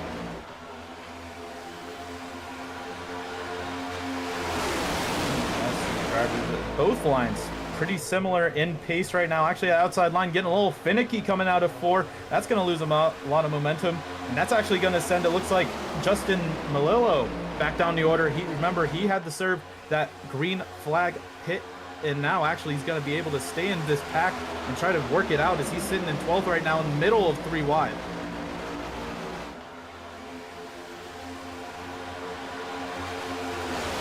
.27 to go. Up to the outside goes Nicholas Coate. Philip Scott continues to retain his run down low. Jordan Fisher and Minazzi Major. Oh boy, getting all over each other. Jeremiah Vincent nearly hooking the Monster Energy Camaro of Coate. Well, they keep it out of each other for the time being, but 25 to go is looming, as is the final quarter of this race. Easing into almost 50 miles to go here, almost to that 200-mile mark. It is still ongoing here. You can see Cosmonai No Shoe. He's currently trying to see if that third line wants to develop, just trying to also maybe get into that middle line of sorts. Right now, that 787 is not letting it happen. Parker Sukup staying in the draft right now. That's actually not going to hurt him, as the 24 is getting a heck of a bump now going into turn 3. You know, we don't have too many fully up-to-speed cars left anymore after a couple of very violent crashes. So if these guys want to make it to the end, they got to calm it down here. I mean, we still got 25 laps to go. That is a long time, right? That's almost half an hour worth of racing for these drivers. They got to realize, yeah, we're in the final stages, but that doesn't mean we're hitting the white flag this next time by. Yeah, I mean, we're just... Oh, boy. Contact. Austin nearly turning Melilo. They're able to once again keep it out of each other. Coate and Major still run 1 and 2 down the super stretch. Jeremiah Vincent and rookie Jordan Fisher, the two primary pushers as they fight their way to turn 3. And finally, they get it back down to 2. Thankfully, I think they might have heard, you know, and where everyone maybe, you know, there's still 25 laps. It is not 2.5 laps to go. It is 25 laps to go. So a lot of these drivers trying to maybe get off each other's door. Vincent and Major getting real close to her coming through the tri-oval, back down the 2 lanes, and now everyone just trying to, you know, get into the rhythm, get into the funk, maybe, you know, warm it back up, try to get the intensity back going. But for now, just try to do what you can, stay alive for at least another 20 laps, and then unleash the beast. Oh, there goes I Know Shoot, trying to shoot for the middle groove. He's able to keep it underneath him, and that is going to force Jeremiah Vincent out of line. And unless Vincent can quickly get back in, that could spell Vincent's end, for at least for now, on trying to fight for the win of this race. For the 8, I think that's the first time we've seen him fall behind 10th. That 8 has been at the front of the pack all day, it seems like.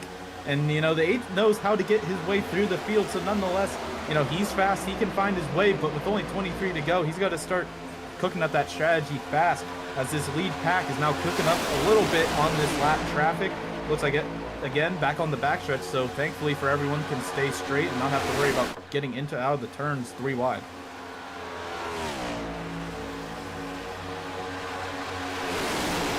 .23 to go, as I Know Shoe still retains his momentum up high. Nicholas Coate keeping strong here in that number 1 spot, but the number 24 hot on his heels, and with coming up to just 20 laps to go, you have to wonder when the when the straw is going to break the camel's back here. I mean, these guys are driving on a knife edge right now. They are racing within inches of each other, and every one of them not giving each other any kind of room for error. And it's so hard sometimes from if you're sitting in currently Garrett Austin's spot or even fourth car in line is, oh, I have no shoe. Heavy block to the inside line. He's going to try and keep that inside line behind him of Nicholas Cote and everyone else. But, you know, it is so hard sometimes if you're right up on the back bumper like Ethan Amberg is right now to Garrett Austin to see what's going on in front of you and also realize how close you are to that car on the inside. It might just seem like you're kind of in the flow of things, but at the same time, you got to just make sure you're not leaning on each other coming through 1 and 2 here. If you have no sort of bearing where you are on the track, it might get a little crazy. As you can see the 14 get a little air to the front end of that machine, and he's going to actually get blocked by I No Shoe. Down the back straightaway we go. They're able to, again, just barely keep it together. Garrett Austin now pushing the Tiltify Camry clear. Not quite. Nicholas Cote jumps down the inside. Oh, boy, a massive service line problem right now. Oh, we might be having some really bad server issues all of a sudden as the field is struggling. Looking like things have stabilized, Brad. I was going to say, keeping it clean. Nobody's around yet. Well, notice how everybody backed off, though. No one wanted to be linked up after that. It's like a little bit of a horror show. You know, people are blinking out, and you're trying to figure out, is there still a car in front of me? I don't know. I'm not trying to figure it out if we're in the middle of turns 3 and 4, but yeah, everyone backed off. Luckily, no one got involved in anything, and that's going to give Nazi Major the helm of that outside line. I think also no one was able to help Ian No Shoe through that whole thing, so he also dropped like a rock on that outside lane. But everyone's still back going as they were. Thankfully, the gods got us back to some sort of normality here with 20 to go.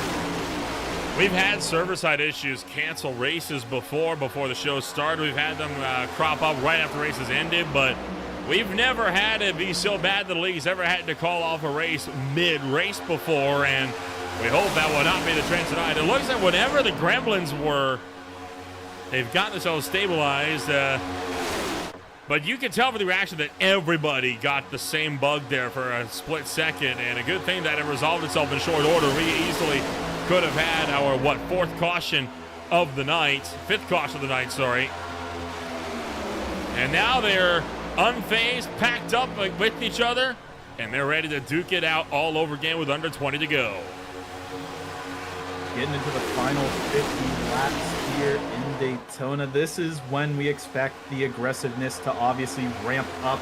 You can see Nazi Major now is going to be doing a little bit of mirror driving as he's going to try and control both lanes now. He's going to at least try to keep himself in consideration up at the front of this field. As you see also Nicholas Cote now falling back a little bit on that inside line. The inside line seems like the consistently conservative side here where they're consistently in the running. As you see the 14 of Ethan Amberg and Ian No Shoe jump to that inside.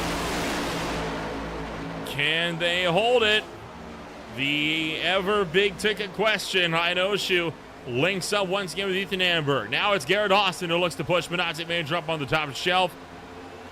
They're going to make their way down the front straightaway through the tri-oval. No one goes for 3 wide on the mad dash to turn number 1. And you can see the Go Sim Racer number 14 is really trying to push Ian No Shoe clear in 1 and 2. All that being said and done, that 53 of Justin Melio is currently sitting third car on that inside line. That 53 has had a heck of a day, and he's trying to make it work at the best possible moment. You see, I believe that's a 97 on the inside there, letting the pack go on by, but this 53 has been through a lot, and now making it work on that inside line. As you can see, the outside line losing a little bit of momentum. That's going to give Nazi Major no sort of run coming out of the corner. Causing Ian No Shoe and Ethan Amberg are going to do a little bit of pushing there to get themselves clear of that outside line and maybe the availability of jumping up there if they want to. With the 17 or 16 to go now that time by Nolan. You know what? I feel stupid for asking this question, but you expecting a caution? And if so, is it going to be now or is it going to be right with 3 to go? Caution, absolutely. When? Who knows? It could be right here as the field goes 3 wide and they're beating doors down the super stretch. Terrell Wheeler down to the inside line. Parker Sukup and Grant Applegate getting caught up as well. They're able to hold it out of each other. Well, boy, that got diced there in the midfield. The thing that I keep an eye out for is the fuel number. These guys have not been saving fuel all this entire run so far. They're constantly duking out with one another. Remember, fuel run, 25 to 30 laps. They went green with 32 to go. They're not safe on fuel. I think everyone right now is just banking on some, we said it's going to happen. There's going to be a caution, but if it's at the wrong time, you got to start thinking of coming down pit road. And all that being said and done, if you're like Ayanoshu, or if you're the 82 of Munati Major, who's been also running out in front of these lines, you might be a couple laps shorter than others. So all that being said and done, it's in the back of your mind. You got to start thinking about it. But just right now, it seems like everyone's still staying aggressive, keeping the pedal to the metal, letting the throttle loose, and Ayanoshu still at the helm here, while the outside line's still trying to get their bearings to get a run back to that front. Well, the problem that this field also has is, like you said, it's all about timing. If the caution comes out right now, okay, they might be able to do it. But if the caution comes out with, 6, 7 laps to go, it's too late. You use too much fuel. You can't burn it up at that point. Remember, the pit window for these guys opens in 5 laps. They would need a caution right now to even have a chance of making it to the end. It's going to be dicey. This is going to be dicey. Something, fuel strategy sometimes is going to be the deciding factor in some of these restrictor plate races. That might be the case here tonight if they're not careful, because nobody is letting loose of that throttle, at least up at the front right now. And also this field, you can see it once you get back to about 3 cars on each line, it seems like they're getting a little further apart. They're kind of spacing out, and it might be also them trying to, feather the throttle and also try to save said fuel, to start thinking about that. But these top 6 have not stopped. They are still going for it. I thought that was going to be a look to the outside by Jordan Fisher there, but he's going to fall back behind the 34. And not to mention, when you do come down to pit road, it's about how much fuel do you want to put into the car. Yeah, you could put in, a few laps extra. That's fine, but you're then spending half a second or more in the box, and that could be the difference between winning this race. But if you choose to potentially fill the car up right on the line, and then you have overtime, well, then you're screwed. Not only that, but what if you short fuel the car, you miscalculate, and then you run out in the final lap? Both scenarios have happened numerous times. Right now, reports from Stan Howes coming in, by the way, from the reports coming in from some of our racers. Everyone is jumping between 1 lap to the good and 1 lap to the bad, depending on who's out in front. Oh my. That is amazing. That the literal... Well, still, nonetheless, to your point, if a green-white checkered comes out, everyone is screwed at that point, because even if you're 1 to good, you still got to do a pace lap along with 2 full green flag laps. So, nonetheless, everything is on the table right now. I don't think anyone is feeling good about their situation, even if they're good to 1 lap to the good or not, because green-white checkers have played a part in every sort of fashion in any oval series, in any sort of stock car racing. It's just something you have to start thinking about with 10 to go coming around this time by. I think a lot of these drivers just are thinking more than driving, possibly. Now, the one driver that is looking to be settled is Jason Shu. He and other drivers similar to him, remember, they have not been fighting for the lead up front. They have been running by themselves, well, not even by themselves. They've been running to the back of the pack, half throttle this entire run. Jason Shu right now believes that he is good to go on fuel. The question is, how many others are like this around him? Because look at how much these guys have been jockeying for position all over the racetrack. In fact, we got guys dipping 2 wheels under the yellow line now just to get some clean air. It gets so stacked up on that inside line that it also can be like, oh, it looks like Nate Keela gets shuffled out of line there. He's jumping to the outside. But yeah, like you said, it just drivers have to start thinking about it. And it also gets shuffled back to the point where you're trying to, you might be thinking too much and not be driving enough to where you're looking out in front of your mirror. And at the same time, that checkup, you're just trying to see what's going on in front of you, see if people are checking up with you as that outside line is getting a little shifty. Just a little bit. They're able to keep it together for the most part off at turn number 4. 9 laps to go. And what a race we have bubbling up for us here this afternoon. Two big ones on the night. One car getting all four wheels off the ground because of a hard hit. Another one going upside down right around the halfway point. And the way the cautions have fallen, not only do we have a heads-up 20-car fight for the win, but nobody is good. Nobody is safe on fuel. They're bouncing back and forth, trying to balance the margins while seeing when they want to go for positions. Minardi Major wants to lead, but the question is this going to cost them in the long run? The fuel window is officially open, and now comes the waiting game. Who is saved and who is going to be sent packing? Further back there, I thought Philip Scott was actually going to go around that 99. Got a little uneasy in turn 3, but keeping it forward. Everyone's still okay. Got these top 20 in this lead pack, but Justin Malio now. That 53 we talked about. Oh, Minardi Major into the apron. Boy. All the way down. He's going to cause the field to scramble here, and now Minardi Major's going to drop all the way back out of this field. Now, honestly, if I'm Major, I'm coming to pit road. You're never going to get back up to speed. You've lost the draft. Come to pit road, get yourself safe. If there's a late race caution, everyone comes down to pit, and you can get your spots back. This is the point where Minardi Major should be coming down pit road. They're looking for 3 wide behind. They might be wrecking off a turn 4 in a minute. I mean, it's still late to go at Daytona. Everyone's still going to be aggressive. Even thinking about the fuel strategy, everyone wants to get to the front, especially those further on back. And Noshu gives a block up to that outside line. That is Adam Kulikowski on the outside line, the 45. He's going to try and push 24 now. Actually, he's going to jump on down to that lower line. Look at how spread out this whole field is now because of this. Lap times right now are ranging into the high 47s. The best laps, mid to low 46s. These drivers are deliberately pulling out of the throttle here, trying to say whatever they got. It's a massive 200-mile-an-hour game of chicken we have with the World Center of Racing. I think Grant Applegate just took advantage of that. He was able to just wheel his way around to the point of down there. And now that 57 is going to home that inside line. And it looks like Cosmonai No-Shoot's going to power on that outside. It looked like Applegate was able to block the 24's run, though. He's going to keep control of that 2 lines. As now we're going to 6 to go here at Daytona. Oh, Cosmonautica wasn't safe. He jumped back in line. There was no reason to tuck back in line unless he wasn't good to go on fuel. That hangs Jeffrey Reed out to triumph top. He's now being pushed by the 51 car up on that outside line. Zachary Cox is a lap down. Ionoshu goes to the middle, and he takes Malello with him. They're looking to gang up on the rookies of Fisher and Applegate. Ionoshu getting that huge bump. No, there they go! Around goes Jeffrey Reed. Oh, that's going to be it. That's the caution this field desperately needed. A big collision. Several cars going around and into the outside wall. Yellow finally flies. And so it begins. Who can make the fuel work? Do we go into overtime?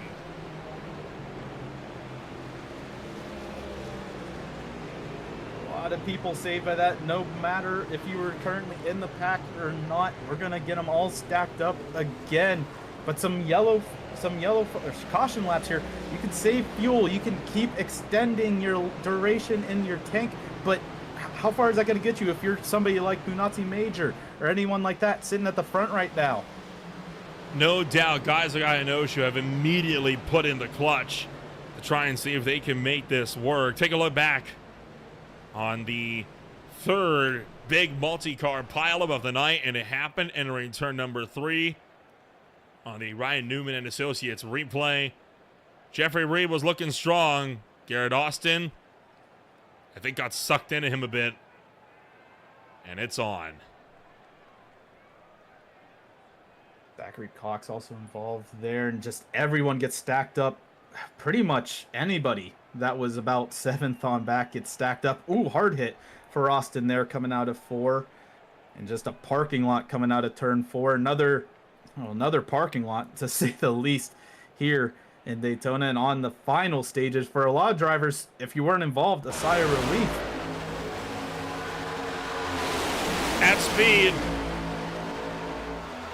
2 lines just coming together, and almost everyone in this field gets caught up as a result. A big hit into the wall for Garrett Austin. That could very well be a day ender for him.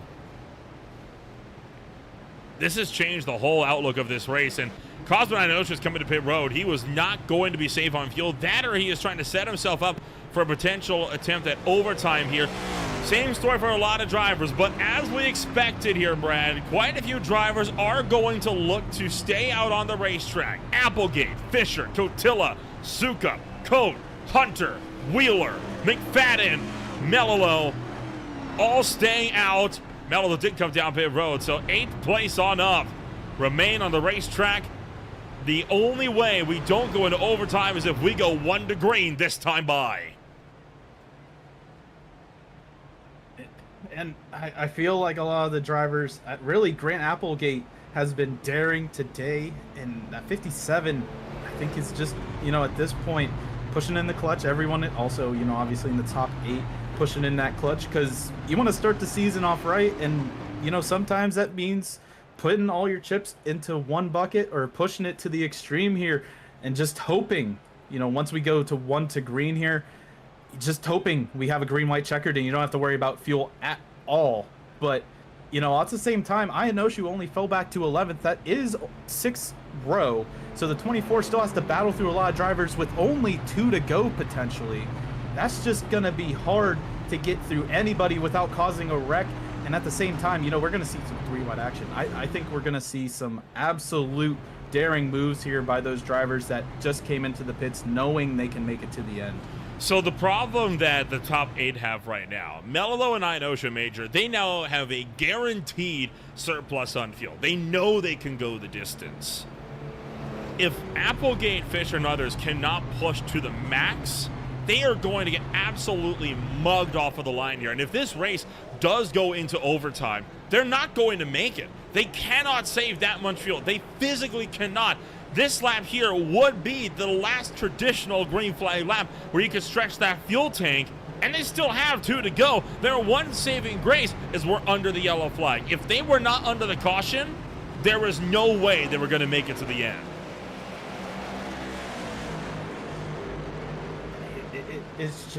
It's going to be interesting. It really is. It's just a hope and a prayer that everyone can keep it forward for one singular green flag lap, which doesn't sound like much considering we made through about 85 of them so far here tonight. Right now, these front 8 just hoping for just one more, please, to stay and get a good result, because there's still 25 cars on the lead lap. So if you run out of fuel on that last stint, if there is a caution or anything like that, that is a huge point drop from finishing anywhere in the top 10 to potentially finishing in the 20s. And all that being said and done, we still, it is the first race of the season. You want to start on the good foot. That's also taking some daring risks at times, and I think this top 8 is taking those risks.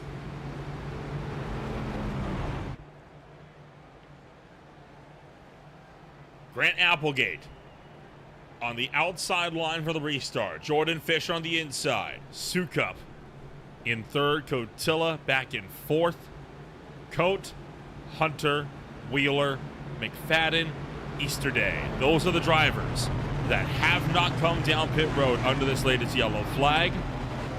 Justin Mello, the first driver that is good on fuel, he and everyone behind him.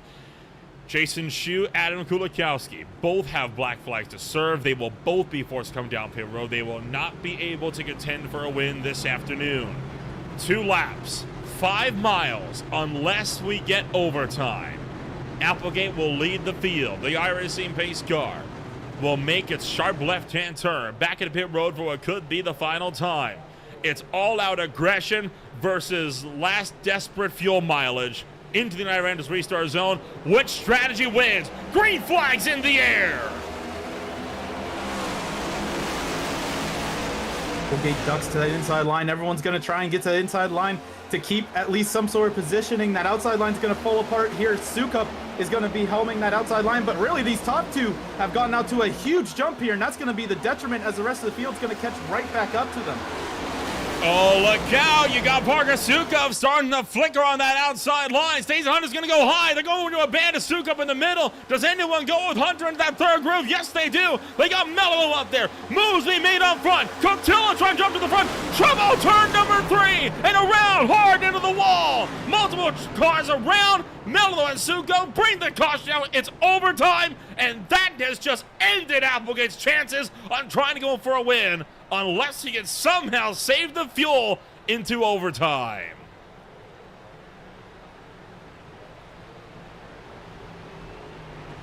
That is, and it really is just Applegate's worst case scenario, along with everyone really in this top 5. Just absolute unluckiness, really, for those drivers. I think Sukup and some of those included in the wreck were some of those drivers that stayed out and ultimately gave the rest of that group their worst case scenario. We're going to take a look back at this one. Sure will, and we'll jump over to the Ryan Newman and Associates replay. A lot of cars with black flags, about a third of the field that was left now with black flags for the incident limit. There's Justin Mello. They went 4 wide at the back with Philip Scott in the bottom, Stacey Hunter up top. And it 4 wide just doesn't work at Daytona. McFadden collected with a lot of front end damage as well. You can try to make that work at Talladega, but Daytona is just not the place. You could do 3 wide, comfortably enough to race it. 4 wide is where it gets a little hectic, and unfortunately ends a couple drivers' nights and also the hopes and dreams of about 6 cars that were up in the front. It's hard to get to that 53 and 787. Stacey Hunter also involved there. Oh, we had a separate crash altogether. Holy cow, look at this melee coming out of turn number 4. So a completely isolated incident at the head of the field. What in the world? and that's why Cosmo and Ocean, one of the dominant cars today, also has a black flag. And the caution comes out about now, so it might just be a series of checkups here. Oh, Coat gets sent right around off the front of Ayanoshu. That starts it all. And Jeremiah Vince got spun. Minazzi Major. Oh, it does go into the outside wall. Farella's in it. And it just continues. A lot of the heavy hitters up at the front have been completely wiped out.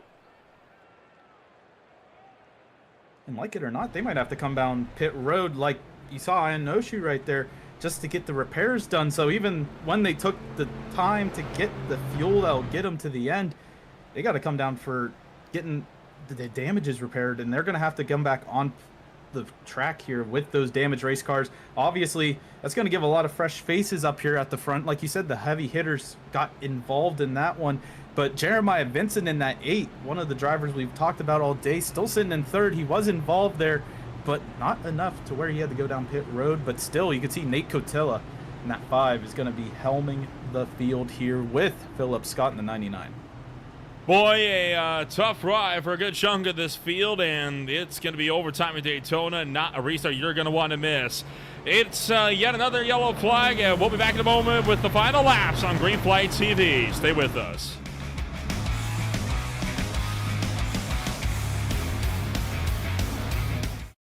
Racing isn't easy, but experiencing it is.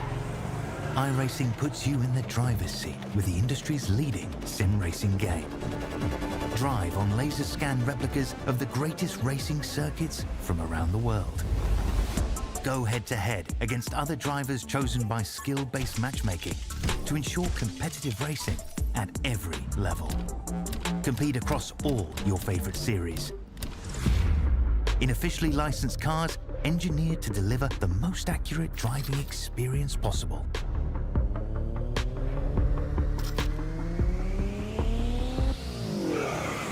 Join a race or host your own with players from across the globe. Race against the computer or in a league with friends. Feel the thrill behind the wheel. Visit iRacing.com.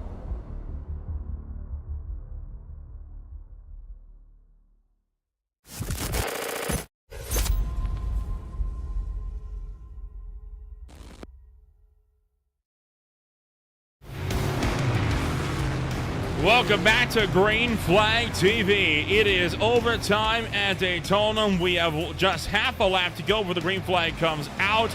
Charles Zimmer will look to get the wave around the iRacing pace car here. Nate Cotilla will be the driver out in front.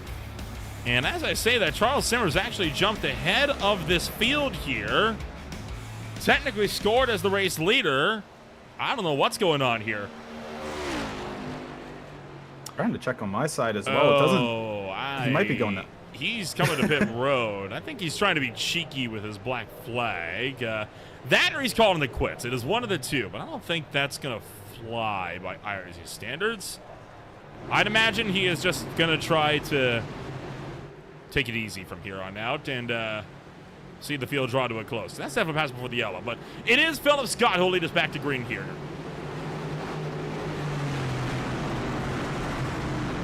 Fresh faces up at the front with Cotilla, Scott, Ethan Amberg, and Jeremiah Vincent been there all day, along with Scott Leonard.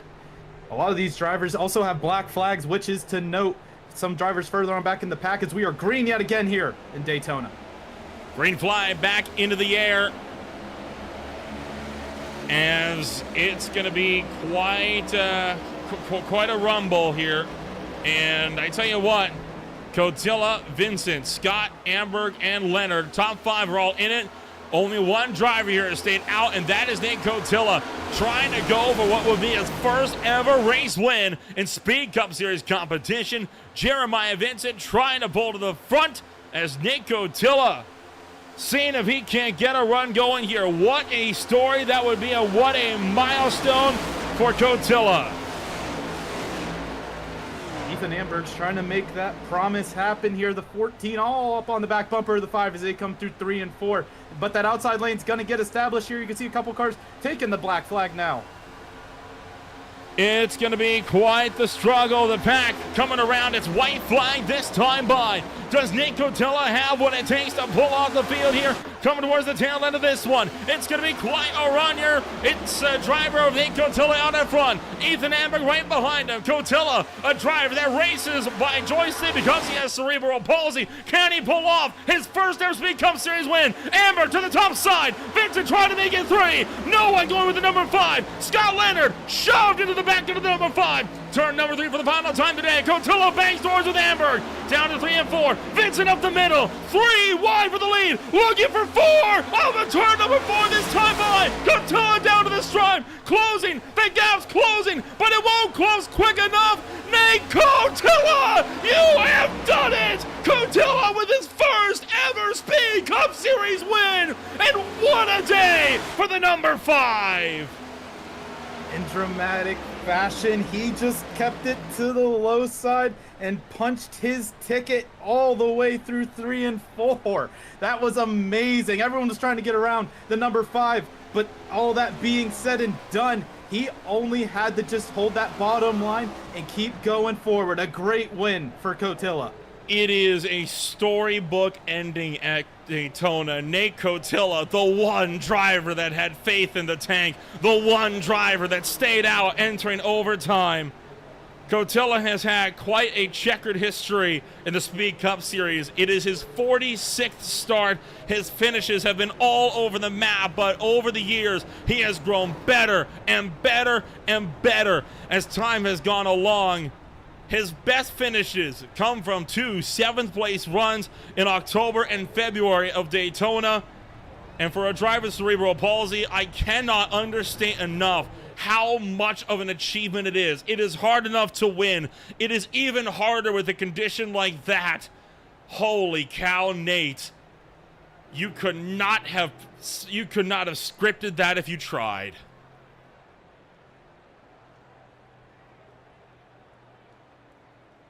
It is going to be an emotional day for Nate Cotilla, no doubt. He didn't even have enough fuel to pull a burnout for us here, Brad. But what a run to the end, and I'm sure that there's going to be a lot to talk about at the end of this one. Unfortunately, I don't think we'll be able to get a word in with Nate. He typically is not one for the interviews, but a huge congratulations to the number 5. And I tell you what, Scott Leonard for Spider Motorsports, the one that Nate Cotilla can thank for this one. He pushes him to the win. Jordan Fisher, a strong run for the rookie. Coming up with the number 3. Jeremiah Vincent's number 8 comes home in 4th. Colton Lee Easterday in 5th. Amberg, Applegate, Scott, Farella, and Reed round out the top 10. For those that were tagged on here through the line with the lead pack, Terrell Wheeler and Ronnie Norman. And then further on back here, you have Pim Branson, Parker Sukup, Kolakowski, Munatsi Major, Zachary Cox, Cosman Ionoshu, and rounding out your top 20, it's Matt Montalbot. And then it's Jason Shu, one lap down alongside Mark McFadden. That is a result of black flags for the incident limit. Randy Schweitzer, Stacy Hunter, Charles Thomas Simmer, Justin Mello, Josiah Vincent, Garrett Dawson, Joy Barrett, and Jacob Goldman round out the top 30. And rounding out your field here tonight, Corey Hutchinson, Stan Hausman, Martin Plute, John Kosula, Tyler Pollock, Gracias, Ludwig, Newman, and Hanley round out your field here for the Highline Diecast Collectibles 250.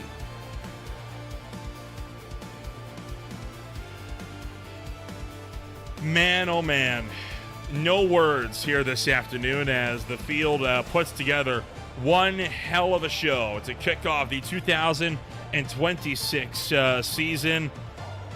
That is unbelievable. I mean, just hands down, I've never seen anything like that before in my life. We'll take a rundown and get a chat in here with the drivers that finished this race, numbers 2, 3, and hopefully number 1 as well. We'll have to wait and see as Scott Leonard going to be able to come home here number 2. He is not present here this afternoon. One driver that is Jordan Fisher. And Brad, I'll pass you on down to our third place finisher.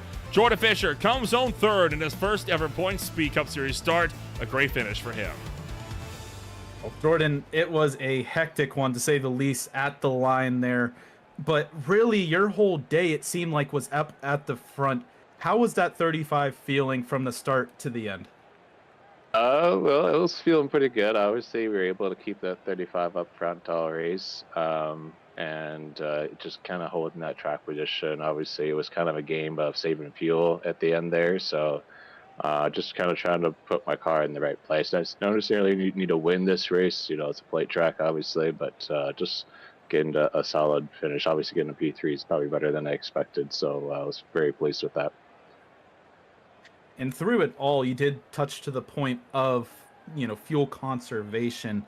When it was coming down to that final segment, were you trying to see if you could just save enough fuel? Because I know being up at the front and battling it out, you were trying to push it as much as you could, but at the same time, you had to save a little bit there. So, what was going through your mind during that period until the caution came out?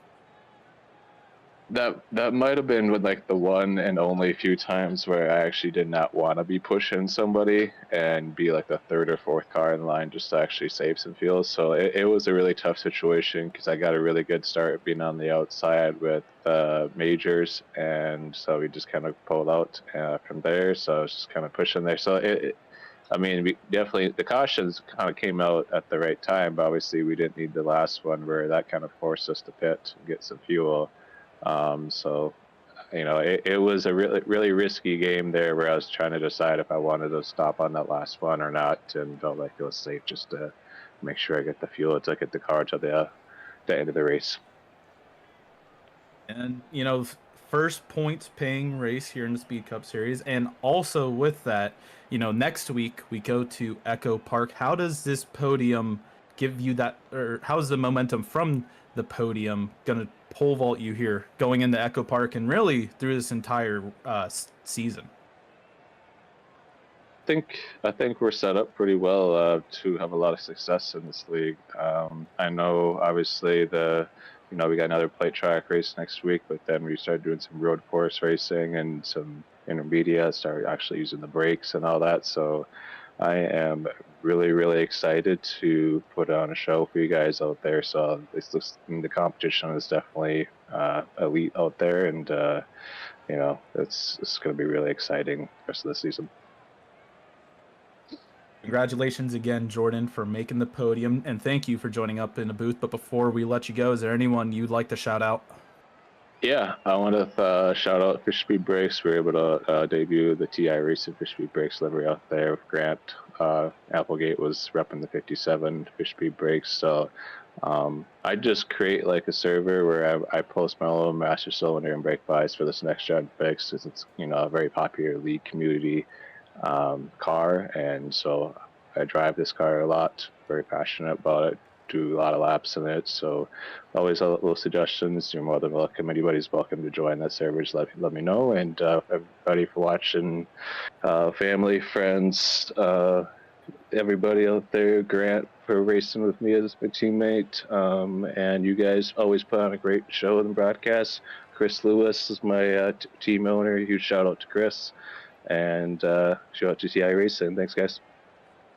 Thank you, Jordan, again for joining us up here in the booth. Congrats on the 3rd place finish here this week, and we'll see you next week at Echo Park.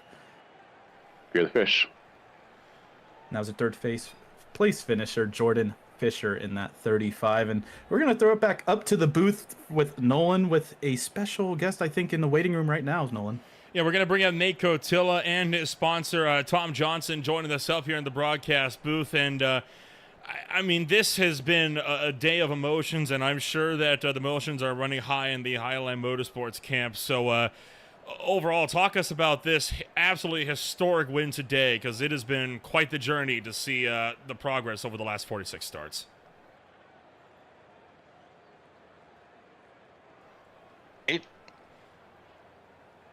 Yeah, as I understand, Tom.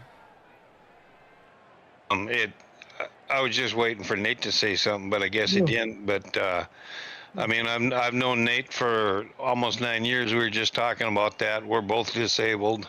I only race with one hand. He's got CP, and this was just so awesome. It was quite the big race here today. Tom, how were you able to help out Nate here to a win this afternoon? Because this was something else. I mean, some assistance from Scott Leonard, yes, but he still had to be at the end, and it was quite the gamble to stay out there on fuel.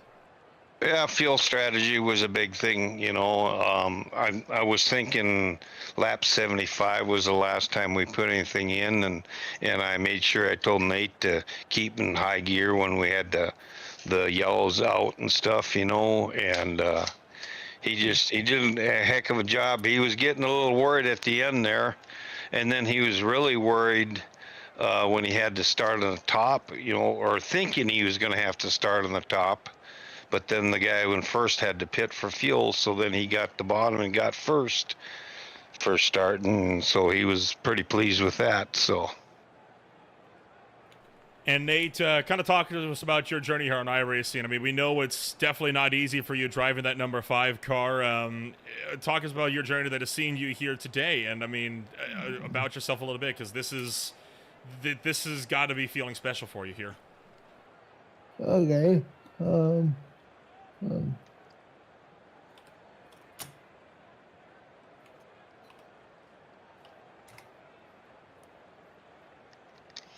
I think he's lost for words.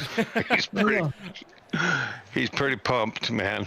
No, but I always love racing all my life, and how good racing.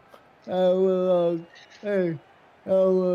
do that, but how will I figure out when I use a good and it works out? Well, Nate, obviously it has been quite the journey for you here, and a huge congratulations going out to you, and as well as your sponsor, Tom Johnson. And hopefully this is not the last one that we see from you here in the Speed Cup Series. We can be talking to you in victory lane. You're an inspiration to everybody here. Congratulations on your maiden win. Okay. Thanks, man. Nate Cotilla and Tom Johnson join us up here in the broadcast booth from number 1 on the podium. And Brad, that is going to bring us to the end of the Bow Ties post-race show tonight. One of these to wear a bow tie, no strapping. Just slide it over the top button of your shirt and go. They're great for all ages. Get yours today at bowties.org. But that is it. That brings us our race to a close here today, and you could not have asked for a more storybook ending. I mean, what an afternoon. That was amazing. That ending, everything included. We had 4 wide action coming through 3 and 4, and Nate Cotilla just had a great run, and like you said, a storybook ending to the first race of an eventful season so far, and it's only been one race. It feels like it's been a whole season, but it's been one race through this whole story that was played out here in Daytona Beach.